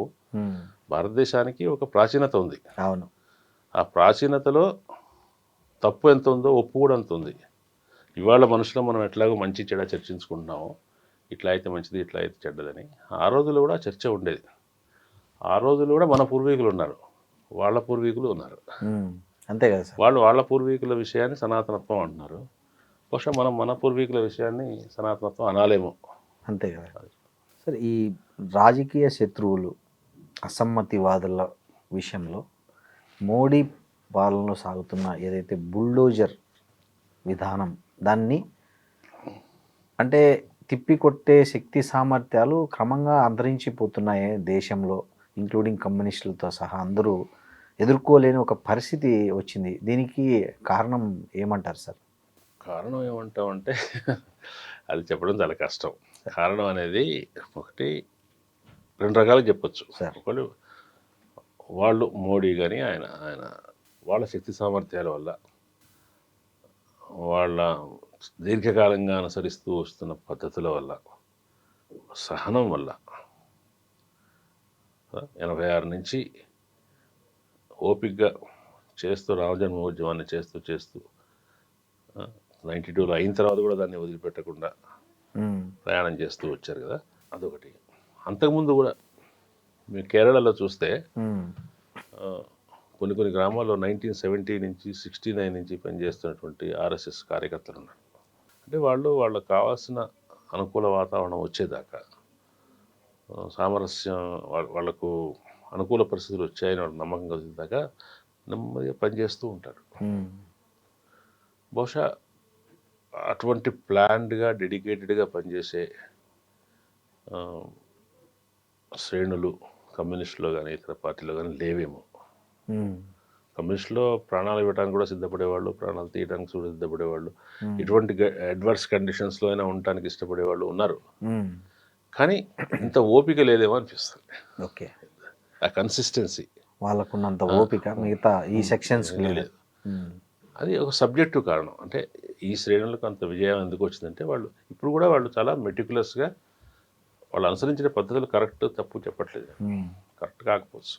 కానీ వాళ్ళు ఒక రాష్ట్ర ఎన్నికల మీద వాళ్ళ యంత్రాంగం పెట్టే దృష్టి, పెట్టే టైం, ఆలోచన, చేసే వ్యూహరచన చాలా మెటిక్యులస్గా ఉన్నాయి. కాబట్టి ఎవరికి సమర్థత ఉందో వాళ్ళు గెలుస్తారు అనే సూత్రం అనుకుంటే వాళ్ళు గెలవటం సహజమే. ఇంకా కొంతకాలం కూడా గెలుస్తారు. అది కాకుండా ఆబ్జెక్టివ్ కండిషన్స్ కూడా ఉన్నాయి సార్. ఒకటి కాంగ్రెస్ ప్రభుత్వ వైఫల్యం, కమ్యూనిస్టులు ఇతర సమాజంలో పనిచేసే వాళ్ళ వైఫల్యం, వాళ్ళు సమాజ వాస్తవికతను గుర్తించడంలోనూ, ప్రజల్ని మేల్కొల్పడంలోనూ, వాళ్ళ పోరాట కార్యక్రమాలకి తగిన విధంగా దాన్ని మార్చుకోవడంలోనూ వాళ్ళు అలసత్వం చూపించారు, నిర్లక్ష్యం చూపించారు, లేదంటే వాళ్ళు కొట్టుకుపోయారు. అందువల్ల అకస్మాత్తుగా ఇది ముంచుకొచ్చేసరికి ఇంత ఉందా అంటే ఈ రైటిస్ట్ ప్రభంజనం అనేది మనసుని తాకింది, బుద్ధిని తాకింది. వాళ్ళకు దాంట్లో ఉన్న తర్కం నచ్చింది. ప్రతి ఒక్కటి తర్కం. వీళ్ళు సెక్యులరిస్టులు ఎప్పుడు హిందూ మతత్వవాదులనే తిడతారు, హిందూ మతోన్మాదాన్ని తిడతారు, ముస్లిం మతోన్మాదాన్ని తిట్టరు, క్రైస్తవుల్ని అనరు. కాబట్టి వీళ్ళు పక్షపాతులు. ఇటువంటి వాళ్ళు చెప్తున్నారు కదా, ఆ చెప్పడంలో ఉన్న లాజిక్ కూడా జనానికి బాగా నచ్చింది. నచ్చడానికి కారణం ఇంతకాలం వీళ్ళు ఇతరులు ఇవేపు వాళ్ళు చెప్తున్న దాంట్లో కూడా లోపం ఉండటం ఒకటి, ఆచరణ క్రమంగా నిస్సారమైపోయి కేవలం వాదన మిగలటం వల్ల కూడా జనం ఈ వాదన నుంచి ఈ వాదన వైపు మళ్ళారు. ఇటువంటివి కూడా ఉన్నాయి. ఇక వీటికి బయట ఉన్న కారణాలు చూస్తే ఆర్థిక పరిస్థితుల్లో, సంబంధాల్లో వచ్చిన మార్పులు, జాతీయవాదం ఇంతకుముందున్న రూపంలో కాకుండా ఇంకా మరింత ఉధృతమైన రూపంలో అవసరం కావటం. జాతీయవాదం ఉధృతం అయితే తప్ప పెట్టుబడిదారులకు, కార్పొరేట్లకు అనుకూలత ఏర్పడదు, సానుకూల పరిస్థితి ఉండదు అనే స్థితి రావటం వల్ల ఈ రెండు కలగలిసినాయి. దేశమంతా అంటే తిరుగులేని అధికారం, రాజకీయ అధికారం రావాలంటే ప్రజల్లో పోలరైజేషన్ ఉండాలి. ఇంతకుముందు లాంటి తిరుగులేని అధికారం కాదు, నెహ్రూ కాలం నాటి తిరుగులేని అధికారం కాదు, అవును. ఈవెన్ ఇందిరాగాంధీ కాలం నాటి తిరుగులేని అధికారం కూడా ఒక నియంతత్వాన్ని దారితీసి ఎమర్జెన్సీ వచ్చింది. కానీ అవును. ఆమె ప్రజల్లో ఒక రకమైన భావజాలాన్ని వ్యాపింపజేయడానికి ప్రయత్నం చేయలేదు. చేయలేదు. వీళ్ళకి ఏంటంటే వీళ్ళు తమ అధికారాన్ని సుస్థిరం చేయాలని దీర్ఘకాలం పాటు ఉంచుకోవాలనుకుంటున్నారు కాబట్టి భావజాలం మీద దృష్టి పెట్టారు. దీనికి అంటే ఈ ఎల్పిజి సంస్కరణ యుగం తర్వాత, ప్రపంచ ఆర్థిక వ్యవస్థలో వచ్చిన మార్పుల తర్వాత దాని నెక్స్ట్ స్టెప్లోకి ఆర్థిక సంస్కరణ వెళ్ళాలంటే అవి సహజంగానే ప్రజలకు చాలా వ్యతిరేకతను కలిగించే దిశలో ఉంటాయి. ప్రజలు దాన్ని ఆమోదించరు, ప్రజలకు నష్టం కలిగే స్థితిలో ఉంటాయి. కానీ ప్రజలు వాటిని ఆమోదించాలంటే, అటువంటి వాటిని ఆమోదించాలంటే ప్రజలు వేరే వైపు నుంచి ఈ ప్రభుత్వాలకు మద్దతు ఇవ్వాలి. ఎట్లా వైపు నుంచి మద్దతు ఇస్తారంటే ఈ ధార్మికమైన, అస్తిత్వపరమైన, లేదంటే ఈ జాతీయవాదం నుంచి ఈ ప్రభుత్వానికి మద్దతు వస్తుంది. కాబట్టి ఆ మద్దతు ఆధారంగా వాళ్ళు ఛత్తీస్గఢ్లో మైనింగ్ కోసమైనా కావాల్సిన చర్యలు తీసుకుంటారు, ఆరావళి పర్వతాలని మైనింగ్ చేయడానికైనా చర్యలు తీసుకుంటారు. ఏదంటే అది చేయడానికి కావాల్సిన తిరుగులేని అధికారం వస్తుంది. ఆ తిరుగులేని అధికారం ఎక్కడి నుంచి వస్తుంది? ప్రజల్లో ఈ మితవాద ఆలోచన రావటం నుంచి వస్తుంది. ప్రజలు ఈ కొత్త ఆలోచన విధానానికి వాళ్ళు ప్రభావితులు కావటం వల్ల ప్రజలు అంత సమ్మతిస్తున్నారు. ఆ సమ్మతిని వాళ్ళు దేనికి ఉపయోగిస్తున్నారు? మైనింగ్ ప్రైవేట్ శక్తులకు, పెట్టుబడిదారులకు అనుకూలంగా మారుస్తున్నారు విధానాన్ని. సో ఉద్ధృతమైన జాతీయవాదం వెనక ఈ దేశంలో పెట్టుబడిదారులకు అనుకూలమైన వాతావరణం సృష్టించడం అనేది ఒక క్లియర్ కట్ లక్ష్యంగా కనిపిస్తుంది. అంతే కదా సార్? ఇప్పుడు అమెరికాలో కూడా ఏం చేస్తున్నారు? ఇప్పుడు making America great again, Naga Trump slogan అది. కానీ అతను అమెరికాలో ఎక్కువ ప్రజలు తన వైపు తిప్పుకోవడానికి ఏం చేశాడు? మైగ్రెంట్స్ మీద దృష్టి పెట్టాడు, మెక్సికన్ల మీద దృష్టి పెట్టాడు. మొదటి విడతలో మెక్సికోకు భారత్కు మధ్యలో, మెక్సికోకు అమెరికాకు మధ్యలో గోడ కట్టే ప్రయత్నం చేశాడు. అంటే ప్రజల్లో ఒక రకంగా మనకు వీళ్ళ నుంచి ప్రమాదం ఉంది, మనం ప్రమాదంలో ఉన్నాము, మనం ఇప్పుడు హీనస్థితిలోకి వెళ్ళాము, మళ్ళీ గొప్పవాళ్ళం కావాలంటే మనం కఠినంగా ఉండాలి. సో వాడు ఇప్పుడు ఆచరణలో మెక్సికోతో కఠినంగా ఉండట్లా. మెక్సికన్లు తమ దేశంలోకి రావటం వల్ల తమ దేశంలో వాళ్ళకు ఉద్యోగాలు పోతున్నాయని, ఇతర ప్రదేశాల నుంచి మన దగ్గరికి రావటం, వాళ్ళకు ఉద్యోగాలు ఇవ్వటం వల్ల మన వాళ్ళకు ఉద్యోగాలు లేవని ఇవి చెప్తున్నప్పుడు ప్రజల దృష్టిలో ఏంటి? ఈ బయట నుంచి వస్తున్న వాళ్ళే శత్రువులు. దానివల్ల వచ్చిన అధికారాన్ని దానికి దేనికి ఉపయోగిస్తున్నాడు? వెనిజులా మీద దాడి చేయడానికి ఉపయోగిస్తున్నాడు, భారతదేశాన్ని ఇబ్బంది పెట్టడానికి ప్రయత్నిస్తున్నాడు. ఒకవైపున ఉక్రెయిన్ యుద్ధంలో తన పాత్ర చేయడానికి ప్రయత్నిస్తున్నాడు, గ్రీన్లాండ్ని ఆక్రమించడానికి ప్రయత్నిస్తున్నాడు. అంటే అట్లా అధికారం ఏ రకంగా మితవాదాల్లో ఉండేది సమస్య అంటే వాళ్ళు ప్రజల్ని భావోద్వేగాలకు లోను చేసి ప్రజల్ని ఏదో ఒక పద్ధతిలో తమ వైపు తిప్పుకుంటారు. తిప్పుకున్న తర్వాత వాళ్ళని సంతృప్తిపరచడం కూడా ఇటువంటి చర్యల ద్వారా సంతృప్తిపరుస్తారు. ఇది ఎంతకాలం సాగుతుంది సార్? చూడాలి మరి. అంటే కొంతకాలం సాగేటట్టే కనిపిస్తుంది. దానిలోని అంతర్గత వైరుధ్యాల వల్ల అది కుప్పగూలాల్సింది తప్ప ఈ భారతదేశంలో అయినా బీజేపీలో ఉండే సమస్యల వల్ల జరగాల్సింది తప్ప దాన్ని ఎదుర్కోగలిగే, ఓడించగలిగే, తగ్గించగలిగే శక్తి బయట ఉన్న వాళ్ళకి ఎవరికి లేదు ప్రస్తుతం. అయితే చెప్పలేము మనం అనూహ్య దిశగా ప్రజల నుంచి మరి ఏమైనా వస్తే చెప్పలేను. గంజీ టైప్ ఉద్యమాలు భారతదేశంలో వచ్చే అవకాశం ఉందంటారా? లేదు సార్, లేదు. ఇంకోటి సార్, ఇందాక మీరు అన్నారు అంటే వాళ్ళు ఒక లాజికల్ ఏదైతే హిందువుల విషయంలో స్పందించరు కాంగ్రెస్ వాళ్ళు కానీ, కమ్యూనిస్టులు కానీ, మేధావులు కానీ, పౌర సంఘాలు కానీ, ఇతర మతాల విషయంలో స్పందించినంతగా అనేది వాళ్ళు తెచ్చింది. నిజానికి అది ఒక రకంగా కరెక్టే అనిపిస్తుంది కదా సార్ ఎవరికైనా. ఇప్పుడు మనం ఆఫ్ఘనిస్తాన్ గురించి మాట్లాడతాం, వెనిజులా గురించి మాట్లాడతాం, ఈ మణిపూర్ గురించి మాట్లాడతాం, లేదా ఈ దేశంలో జరిగే ముస్లిం మైనారిటీ దాడుల మీద, గోమాంసం సంబంధించిన గొడవల మీద మాట్లాడతాం. కానీ ఇప్పుడు బంగ్లాదేశ్లో అక్కడ జరుగుతున్న హిందువుల మీద జరుగుతున్న ఒక అరాచకం మీద మాత్రం ఆ స్థాయిలో ఎవరు మాట్లాడడం అనేది కనపడదు. ఎందుకంటారు? ఈ అతి ప్రేమ ఒకవైపు, ఈ తక్కువ స్పందించే లక్షణం ఇటువైపు ఉందనేది ఇది ఒక సామాజిక మాధ్యమాలు ఫోకస్ చేయకపోవడం వల్ల జనానికి ఈ వైరుధ్యం కనిపిస్తుందా, నిజంగానే ఆ స్పందనలో ఆ తేడా కనిపిస్తుంది అంటారా? ఇవాళ ఈ సెక్యులర్ శక్తులు అనే ఎవరైతే అంటారో, సెక్యులర్ వాదులు అంటారో, వాళ్ళలో ఒక చిన్న లక్షణం అయితే ఉన్నమాట నిజం. ఎందుకంటే వాళ్ళు ఏమనుకున్నారంటే మెజారిటీ మతత్వంలో ఉన్న మెజారిటీ మతత్వం ఎక్కువ ప్రమాదకరం.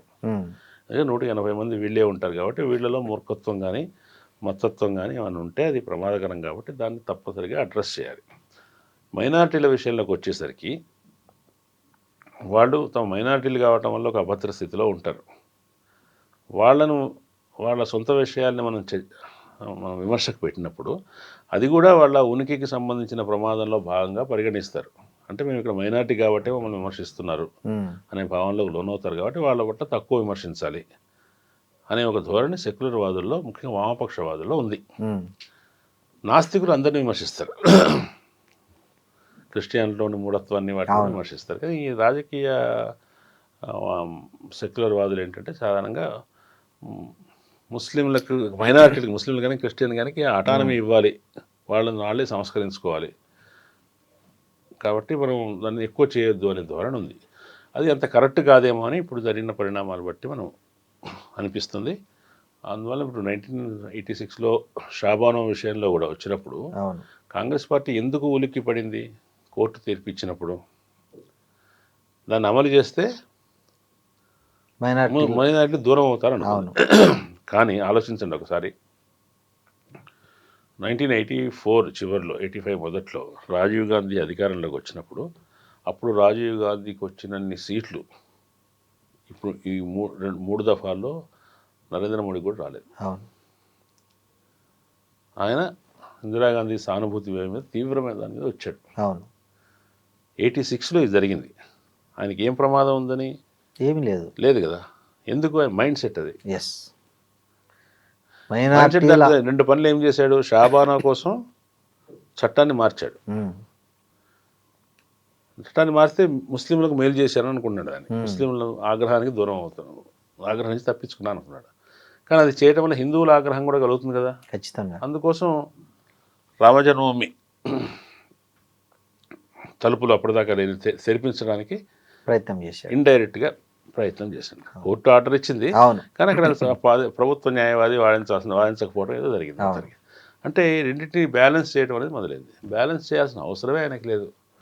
అయితే ఆయన దానివల్ల ఉపయోగం జరిగిందా? ఏం జరగలేదు. అంత 410 సీట్లు 402 సీట్లో గెలుచుకున్న రాజీవ్ గాంధీ 89 ఎలక్షన్లో దారుణంగా ఓడిపోయాడు. దేని మీద? బోఫోర్స్ కుంభకోణం దాని. కాబట్టి కాంగ్రెస్ మైండ్ సెట్లోనే అది ఉంది. మైనారిటీల అసంతృప్తీకరణ అనేది తప్పదు. దాన్ని వీళ్ళు ఇట్లా చెప్తున్నారు కానీ అసంతృప్తీకరణ కాదు, అది టోకనైజేషన్. యాక్చువల్గా సార్ వాళ్ళ జీవన పరిస్థితులు మెరుగుపడలేదు, వాళ్ళకు ఉద్యోగాలు రాలేదు, వాళ్ళ విద్య మెరుగుపడలేదు, వాళ్ళ మత చిహ్నాలను గౌరవించినంత మాత్రాన, వాళ్ళ మత పండుగలకు సెలవులు ఇచ్చినంత మాత్రాన జరగదు కదా. వాళ్ళ ఆడవాళ్ళని వదిలేయడానికి వీలు కల్పించినంత మాత్రాన, రద్దు చేసినంత మాత్రాన అది కాదు కదా. అది టోకనైజేషన్. కానీ దాన్ని వాళ్ళ సంతృప్తీకరణ అనుకుంటున్నారు. దానివల్ల వాళ్ళు ఒరిగింది ఏమిటి?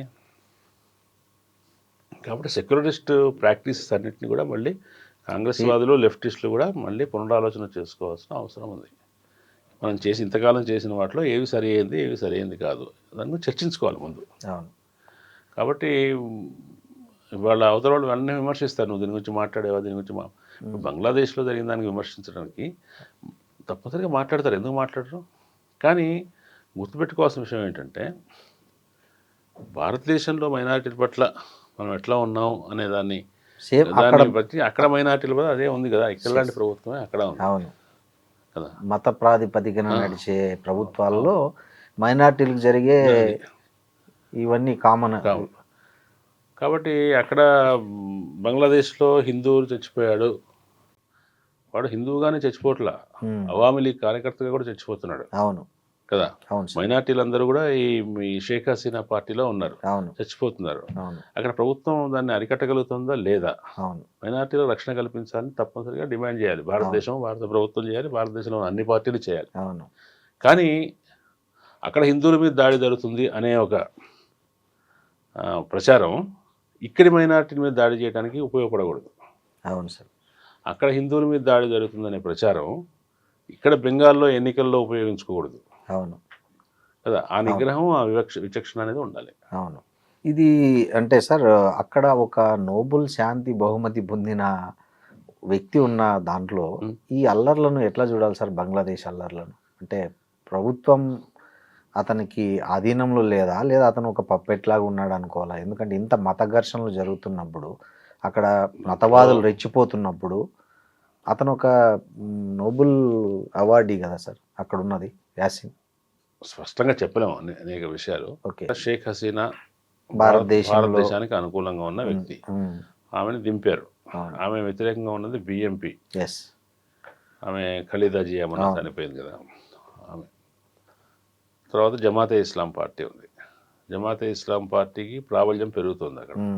ప్రాబల్యం పెరుగుతున్న వల్ల సెక్యులర్ పార్టీ అయినప్పటికీ బిఎంపి కూడా జమాతే ఇస్లాంతో అలయన్స్ పెట్టుకోవడం, ఇద్దరు కలిసి షేక్ హసీనాకు వ్యతిరేకంగా చేయడం జరిగింది. ఈమె కూడా చాలా వాళ్ళ మీద నిర్బంధకాండ చాలా చేసింది. ఒక అక్కడ రాజకీయాల్లో ఇస్లామిక్ రాజకీయాల అంశం పెరుగుతుంది.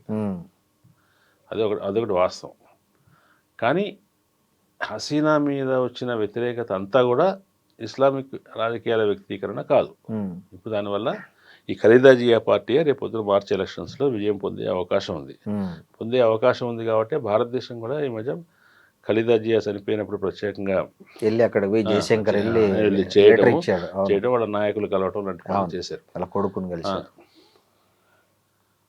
దీంట్ వెనక అమెరికా ప్రమేయం ఉందనేటువంటి వాదనలు వస్తున్నాయి. అవును సార్. ఎక్కడెక్కడైతే మీరు అన్నారు ఇందాక జంజీలు చేశారు, శ్రీలంకలో కావచ్చు, నేపాల్లో కావచ్చు, బంగ్లాదేశ్లో కావచ్చు, వీటంటే వెనుక అమెరికా ప్రోత్సాహం ఉందనే ఒక వర్షం వినిపిస్తుంది, చాలామంది ఆరోపిస్తున్నారు. అయితే బంగ్లాదేశ్లో ఇంతకాలం వస్తున్న ప్రభుత్వం మారాల్సిన ప్రయోజనం మాత్రం అమెరికాకు ఉంది, చైనాకు కూడా ఉంది. అది షేక్ హసీనా కొనసాగితే బాగుండని భారతదేశానికి ఉంది. కానీ భౌగోళిక రాజకీయాల ప్రమేయం కూడా ఉంది కదా. రేపొద్దున భారత్తో అంతగా సఖ్యత లేని ప్రభుత్వం అక్కడ వస్తే ఆ బంగ్లాదేశ్, చైనా కలిస్తే మనకు భారతదేశానికి కొంత తలకాయ పోతుంది. ఈ ప్రాంతంలో తనకు చైనాకు దగ్గరగా ఏదైనా స్థావరం మిత్రదేశం కావాలని అమెరికా అనుకుంటుంది అనుకోండి, భారతదేశం కాకుండా, అది కూడా ఈ ప్రాంతంలో అనేక సమస్యలను తెచ్చిపెడుతుంది. ఇప్పుడు చాలా బ్రాడర్ సెన్స్లో మాట్లాడినప్పుడు దీంట్లో రాజకీయ కక్షలు, రాజకీయ హత్యలు జరుగుతున్నాయి, మతపరమైన హత్యలు కూడా దాంట్లో ఉన్నాయి. తప్పనిసరిగా భారతదేశంలో అదొక్కటిగా అన్నింటినీ ఖండించాలి. మణిపూర్లో ఖండించాలి, భారతదేశంలో కాదు, బంగ్లాదేశ్ పరిణామాలని, బంగ్లాదేశ్ పరిణామాల్లో అగ్రరాజ్యాల ప్రమేయాన్ని ఖండించాలి ఫస్ట్. మహమ్మద్ యూనస్ అనేవాడు నోబెల్ ప్రైజ్ వచ్చింది, కానీ అతను పొదుపు సంఘాల ద్వారా అతను ప్రచారం పొందాడు, కానీ అతనే ప్రజానాయకుడు కాదు. అతను ఒక సంక్షోభ స్థితిలో ఆయన్ని తటస్థ నాయకుడిగా పెట్టుకున్నారు. అదే అమెరికా ప్రమోట్ చేసిన తటస్థ నాయకుడు అని కూడా అంటున్నారు. అవును సార్. ఆయన ఎన్నికల విషయాన్ని శాంతియుతంగా నిర్వహించాలంతే, తర్వాత అప్పగించి పోతాడు ఆయన. కానీ అంత నిర్వహించే సమర్థత ఉందా? బంగ్లాదేశ్ సైన్యం దాంట్లో ఏం పాత్ర వహిస్తుంది, అది ఎటువంటి రోల్ చేస్తుంది, ఇవి చాలా ముఖ్యమైన విషయాలు. కాబట్టి మతపరమైన పాలన వస్తే అమెరికా కూడా అనుకూలమే అనుకోండి, అది మనకు సరిహద్దుల వెంట మతపరమైన సమస్యలు తెస్తుంది, విదేశాంగ రంగంలో కూడా సమస్యలు తెస్తుంది. సో ఇందిరాగాంధీని ఏదైతే ఎమర్జెన్సీ అని బీజేపీ విమర్శిస్తుందో, నిజానికి అంతకంటే దారుణంగా డీఫాక్టో ఎమర్జెన్సీ అనేది ఇప్పుడు భారతదేశంలో స్థిరపడిపోయిందనే వాదన కూడా వినిపిస్తుంది సార్. ఇది కరెక్టేనంటారా? నియంతృత్వ విధానాలు అనేవి పార్టీలకు అతీతంగా కాంగ్రెస్, బీజేపీ రెండు కూడా కొనసాగిస్తున్నాయి. పార్టీల ప్రభుత్వాలు అనే విషయాన్ని పక్కన పెట్టి భారత రాజ్యం, ఇండియన్ స్టేట్ అనేది కూడా క్రమక్రమంగా తన కరుకుదేలుతూ ఉంది. ఇది మనకు 1975 నుంచి చూడవచ్చు. అయితే 75లో నియంతృత్వం రావడానికి, ఎమర్జెన్సీ పెట్టడానికి కారణం ఏంటి? ఆమెకు వ్యతిరేకంగా అలహాబాద్ కోర్టు తీర్పు ఇవ్వటం కాకుండా అవును బయట క్షేత్రంలో, సామాజిక క్షేత్రంలో ఇందిరా వ్యతిరేకత, అవినీతి వ్యతిరేకత ఆందోళన, ఇందిరా వ్యతిరేక ఆందోళన జరుగుతుంది జయప్రకాష్ నారాయణ ఆధ్వర్యంలో.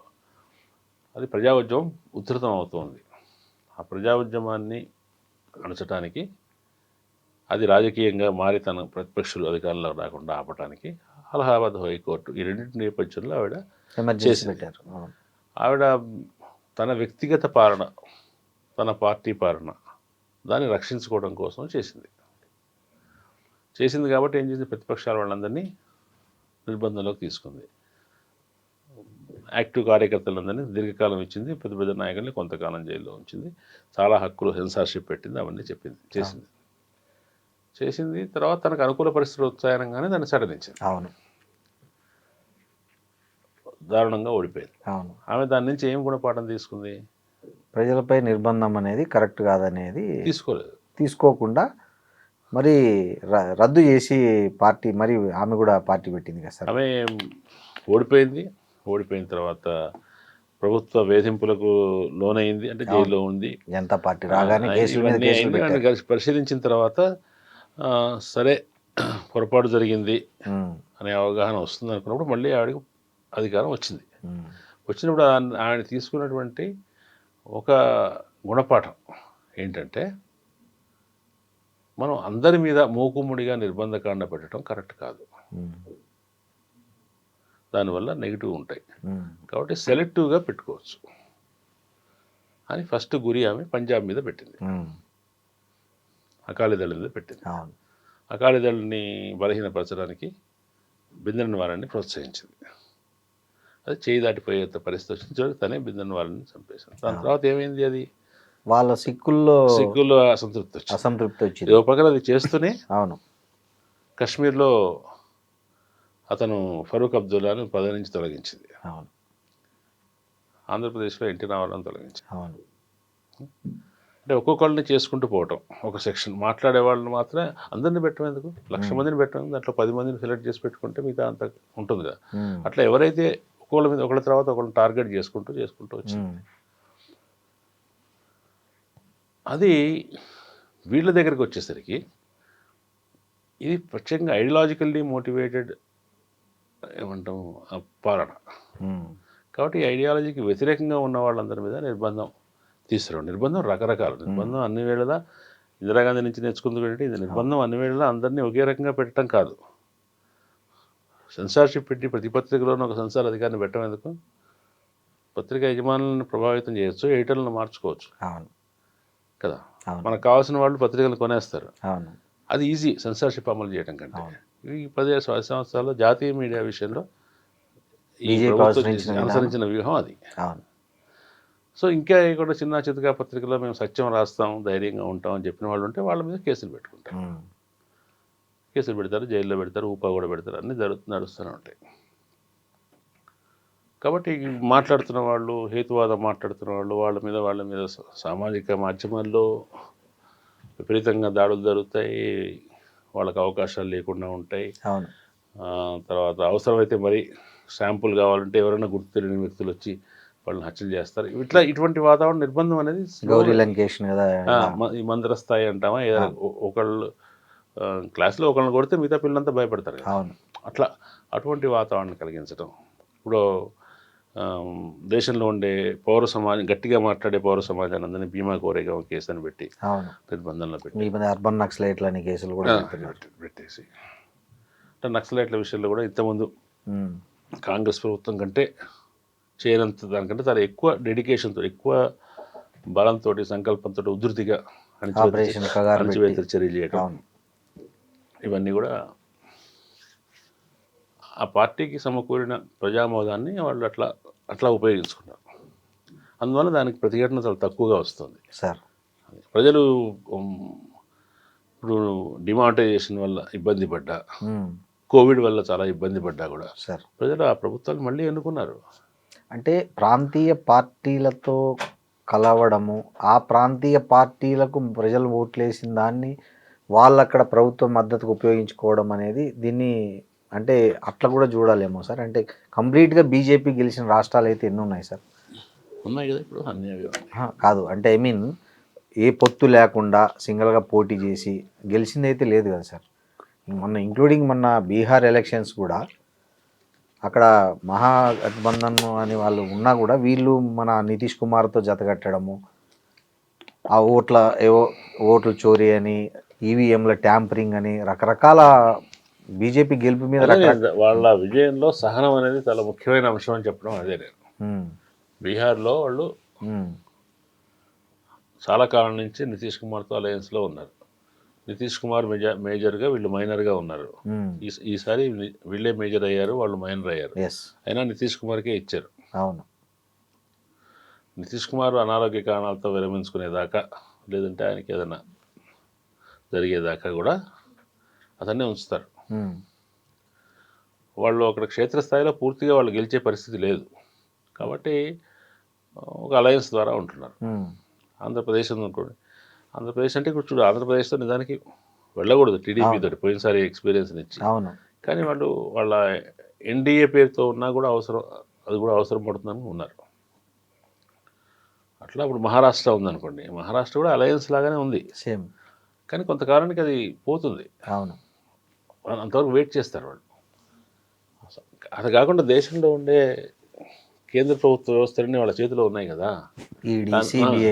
అన్నీ ఉన్నాయి కదా, కాబట్టి వాళ్ళు దాని ఆధారంగా వాళ్ళు పాలిస్తారు. దాని ఆధారంగా వాళ్ళు చంద్రబాబు నాయుడిని, నితీష్ కుమార్ని కూడా అదుపులో ఉంచుకుంటారు. కాబట్టి అంత పకడ్బందీ వ్యవస్థ వాళ్ళ చేతిలో ఉంది. దాని గురించి స్పష్టమైన నిర్దేశం ఉంది వాళ్ళకి, ఏం చేయాలి ఏంటి అనే విషయంలో. అవసరమైన చోట నిర్దాక్షిణ్యంగా ఉండటం, లేని చోట కొన్ని చోట వెసులుబాటుతో ఉండటం, ఇటువంటి ఒక విచక్షణ వాళ్ళకుంది. కాబట్టి వాళ్ళకి అప్రిషియేట్ చేయాల్సిన చోట అప్రిషియేట్ చేయాలి. They are not in a hurry. The same time వాళ్ళకి తెలుసు వాళ్ళు ప్రజలను ఎట్లా గెలుచుకోవాలి అనే దాని విషయంలో. మొత్తం భావజాలంతోనే గెలిచారనుకుంటున్నారా? లేదు, భావజాలం వల్ల ప్రభావితం వాళ్ళు 10%, 20% ఉంటారు. అది లీడ్ చేస్తుంది అంతే. భావజాలమే ముఖ్యమైతే ఈ ఓటర్ల జాబితాల మార్పులు, కులాల సమీకరణల మధ్య వ్యూహాలు ఇవన్నీ అవసరం లేదు కదా.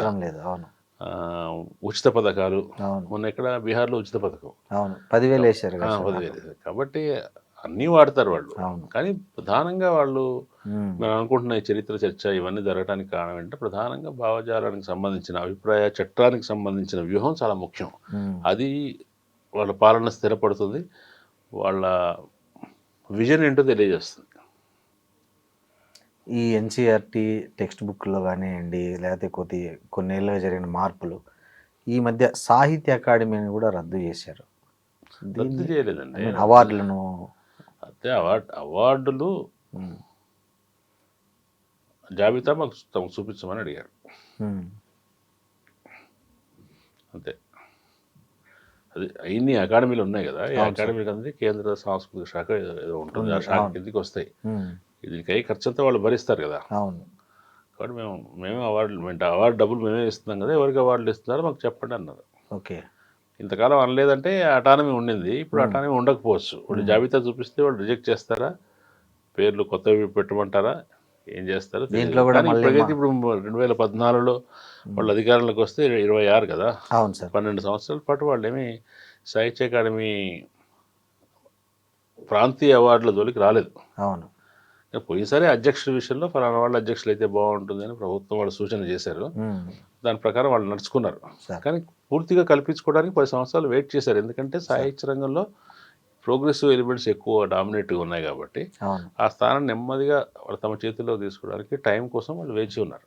అది క్రమంగా జరుగుతుంది. సో భవిష్యత్తులో దాన్ని కూడా హస్తగతం చేసుకుంటారా? సాహిత్య రంగం హస్తగతం ఏం లేదు, వాళ్ళు చెప్పినట్టు రాయాలి.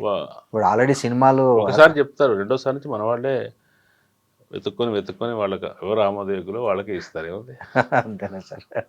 అంటే ఇప్పుడు ఆల్రెడీ సినిమాల్లోకి వచ్చేసింది అది మొత్తం ఆ భావజాలము మొత్తం. మీరు చూస్తే సినిమాలు బయట సమాజంలో ఏముందో సినిమాల్లో అదే ఉంటుంది కదా సార్. ఈ విద్యార్థి ఉద్యమాలు, పౌర సంఘాలు, అదేవిధంగా మేధావి వర్గాలు ప్రజాస్వామ్యాన్ని రక్షించుకోవడానికి తగినంత బలం లేక పోరాటం చేయలేదా వాళ్ళు? లేకపోతే నిస్సహాయాలుగా ఉండిపోయి మాట్లాడలేకపోతున్నారని? బయట వాతావరణంలో ఒక గ్లూమినెస్, నిస్సహాయత కనిపిస్తుంది అనుకోండి, మన మాట చెల్లుబాటు కావట్లేదు అనుకోండి, సహజంగానే మనం నీరసపడిపోతాం. ఉమ్, సో కొంతమంది ఆ విషయాన్ని పక్కబెట్టి వేరే జీవన రంగాల్లోకి వెళ్ళిపోతారు.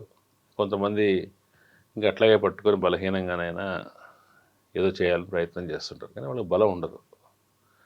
కాబట్టి ఇప్పుడు ప్రజల కోసం పనిచేయడం, సమస్యల మీద పనిచేయడం, దానికి స్పందించడం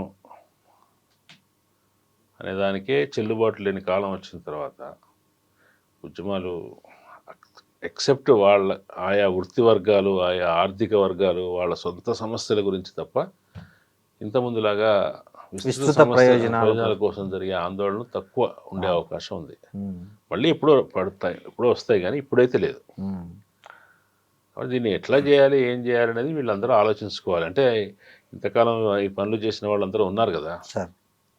వాళ్ళు ఆలోచించుకోవాలి. ప్రస్తుత పరిస్థితిని వాళ్ళు ఓపికగా, జాగ్రత్తగా, కూలంకషంగా అధ్యయనం చేసి దీన్ని నెక్స్ట్ స్టెప్ మనం ఏం చేయాలి, ఏం చేస్తే బాగుంటుంది అనే విషయంలో ఒక ప్రాక్టికల్ అప్రోచ్తో వెళ్ళటం మంచిది.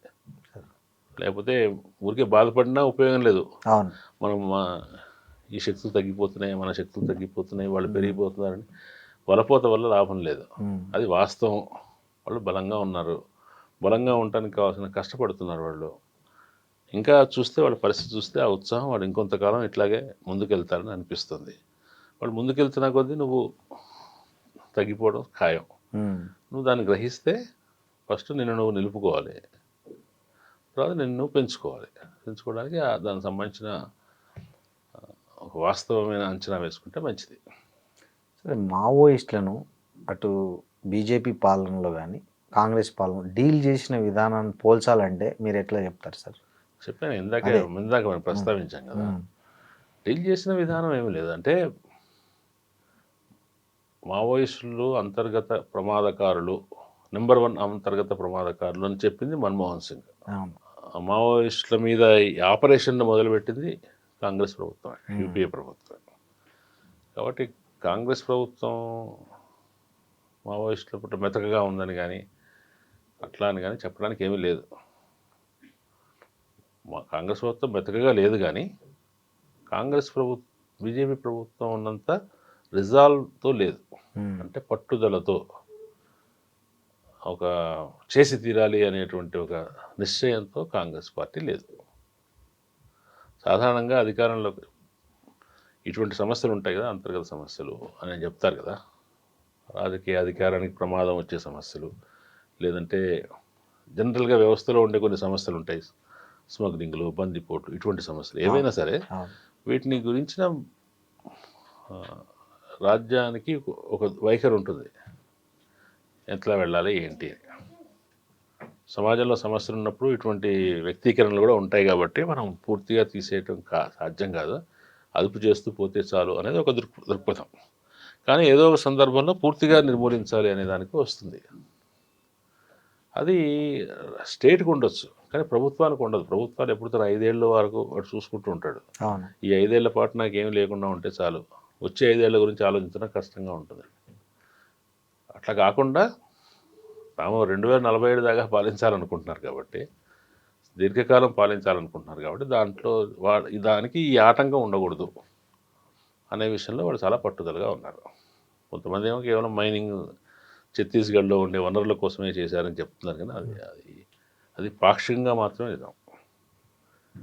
ఈ సాయుధ విప్లవకారులు అనేవాళ్ళు ఉనికి అనేది తాము అనుకున్న పరిపాలనకి ఆటంకం అని వాళ్ళు అనుకున్నారు, కాబట్టి దాని మీద ఎంత కష్ట నష్టాలకు వచ్చినా కూడా పట్టుదలగా చేయాలి అని ఆ ప్రభుత్వం అనుకుంది.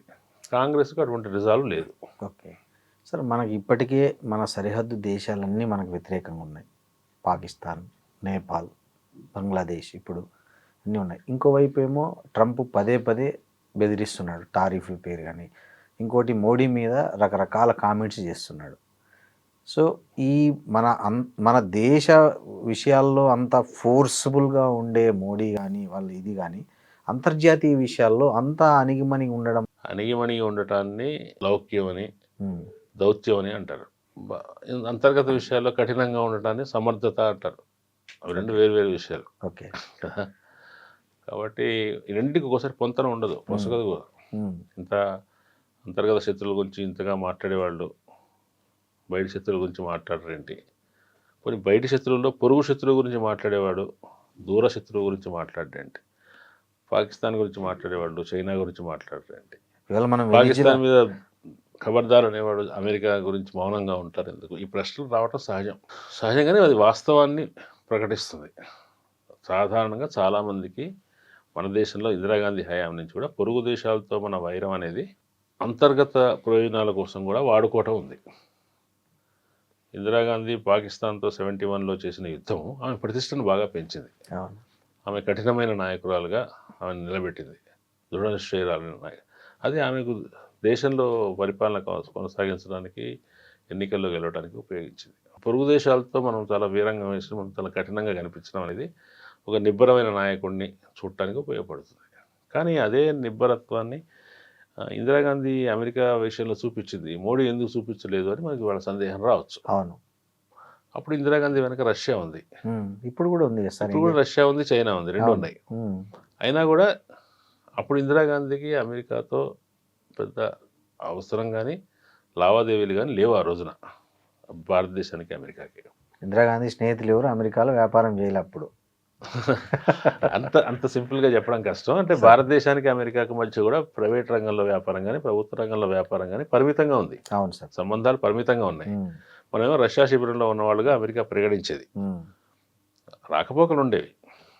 కానీ అమెరికాతో అవసరమైతే జాగ్రత్త అని వేలు చూపించి బెదిరించేంత చేయగలిగేది ఇందిరాగాంధీ చేయగలిగింది.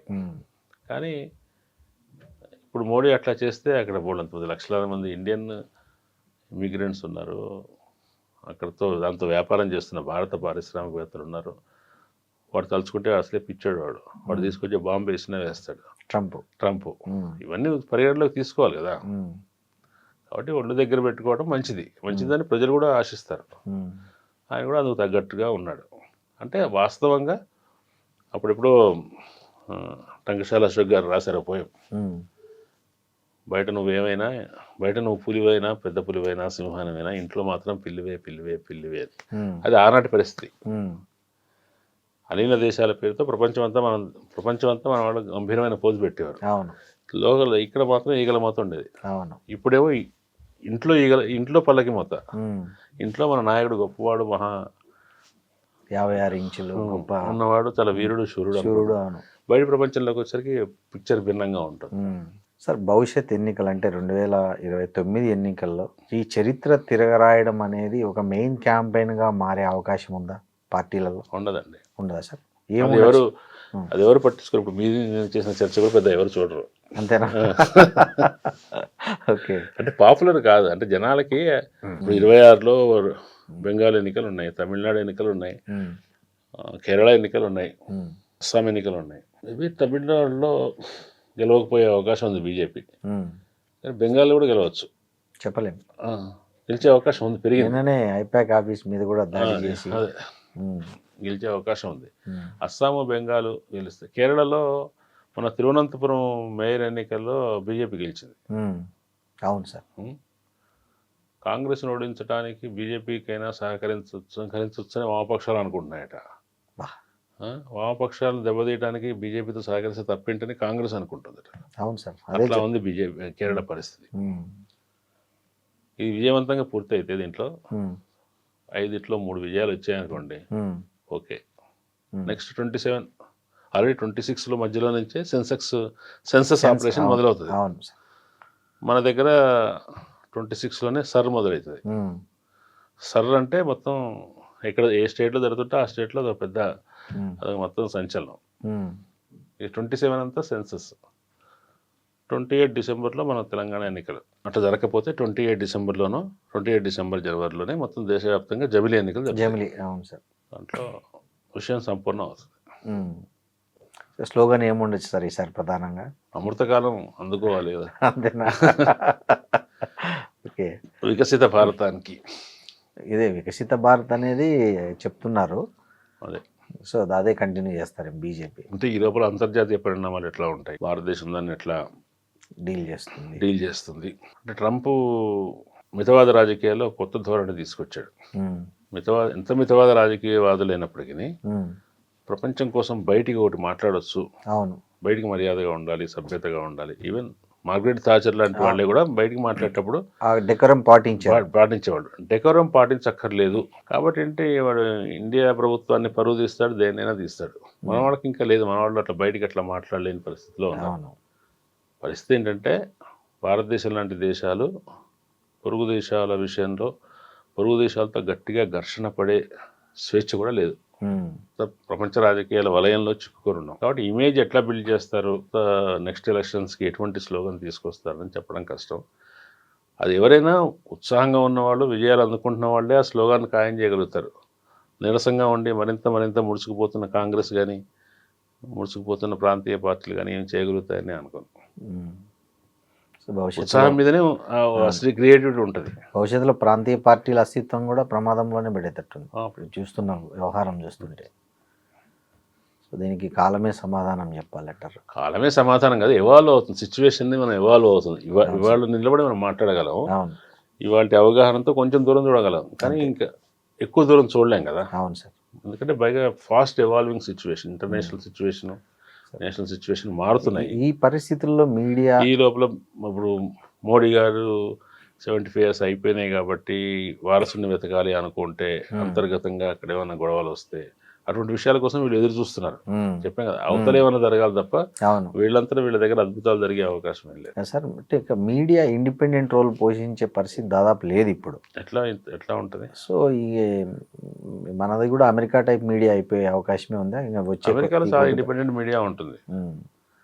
గ్లోరిఫై మెయిన్ స్ట్రీమ్ మీడియా కొన్ని విషయాల్లో మెచ్చుకోవచ్చు.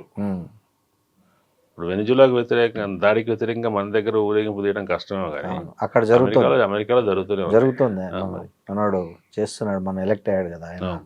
అక్కడ కమ్యూనిస్ట్ పార్టీ యాక్టివ్గా ఉంది మన కమ్యూనిస్ట్ పార్టీల కంటే. ఈ మార్పులు చేర్పులు అన్నీ అంటే భారత ప్రజాస్వామ్య చరిత్రను ఒక కీలకమైన మలుపు దిక్కిన ఈ నేపథ్యంలో సో దీనికి సరైన దిశ చూపే ఒక రోజు రావాలని కోరుకుందాం సార్. ఒక రోజా, ఒక వ్యక్తియా, ఒక పార్టీయా, ఒక ఉద్యమమా, ఒక సంఘటన, అది ఏదో ఒకటి, ఒక పరిణామమా, ఏదో ఒకటి రావాలని ఎదురు చూడటం తప్ప దానికోసం ఎవరి తోచిన స్థాయిలో వాళ్ళు అంటే ఇది మార్పు కావాలనుకున్న వాళ్ళే చేస్తారు.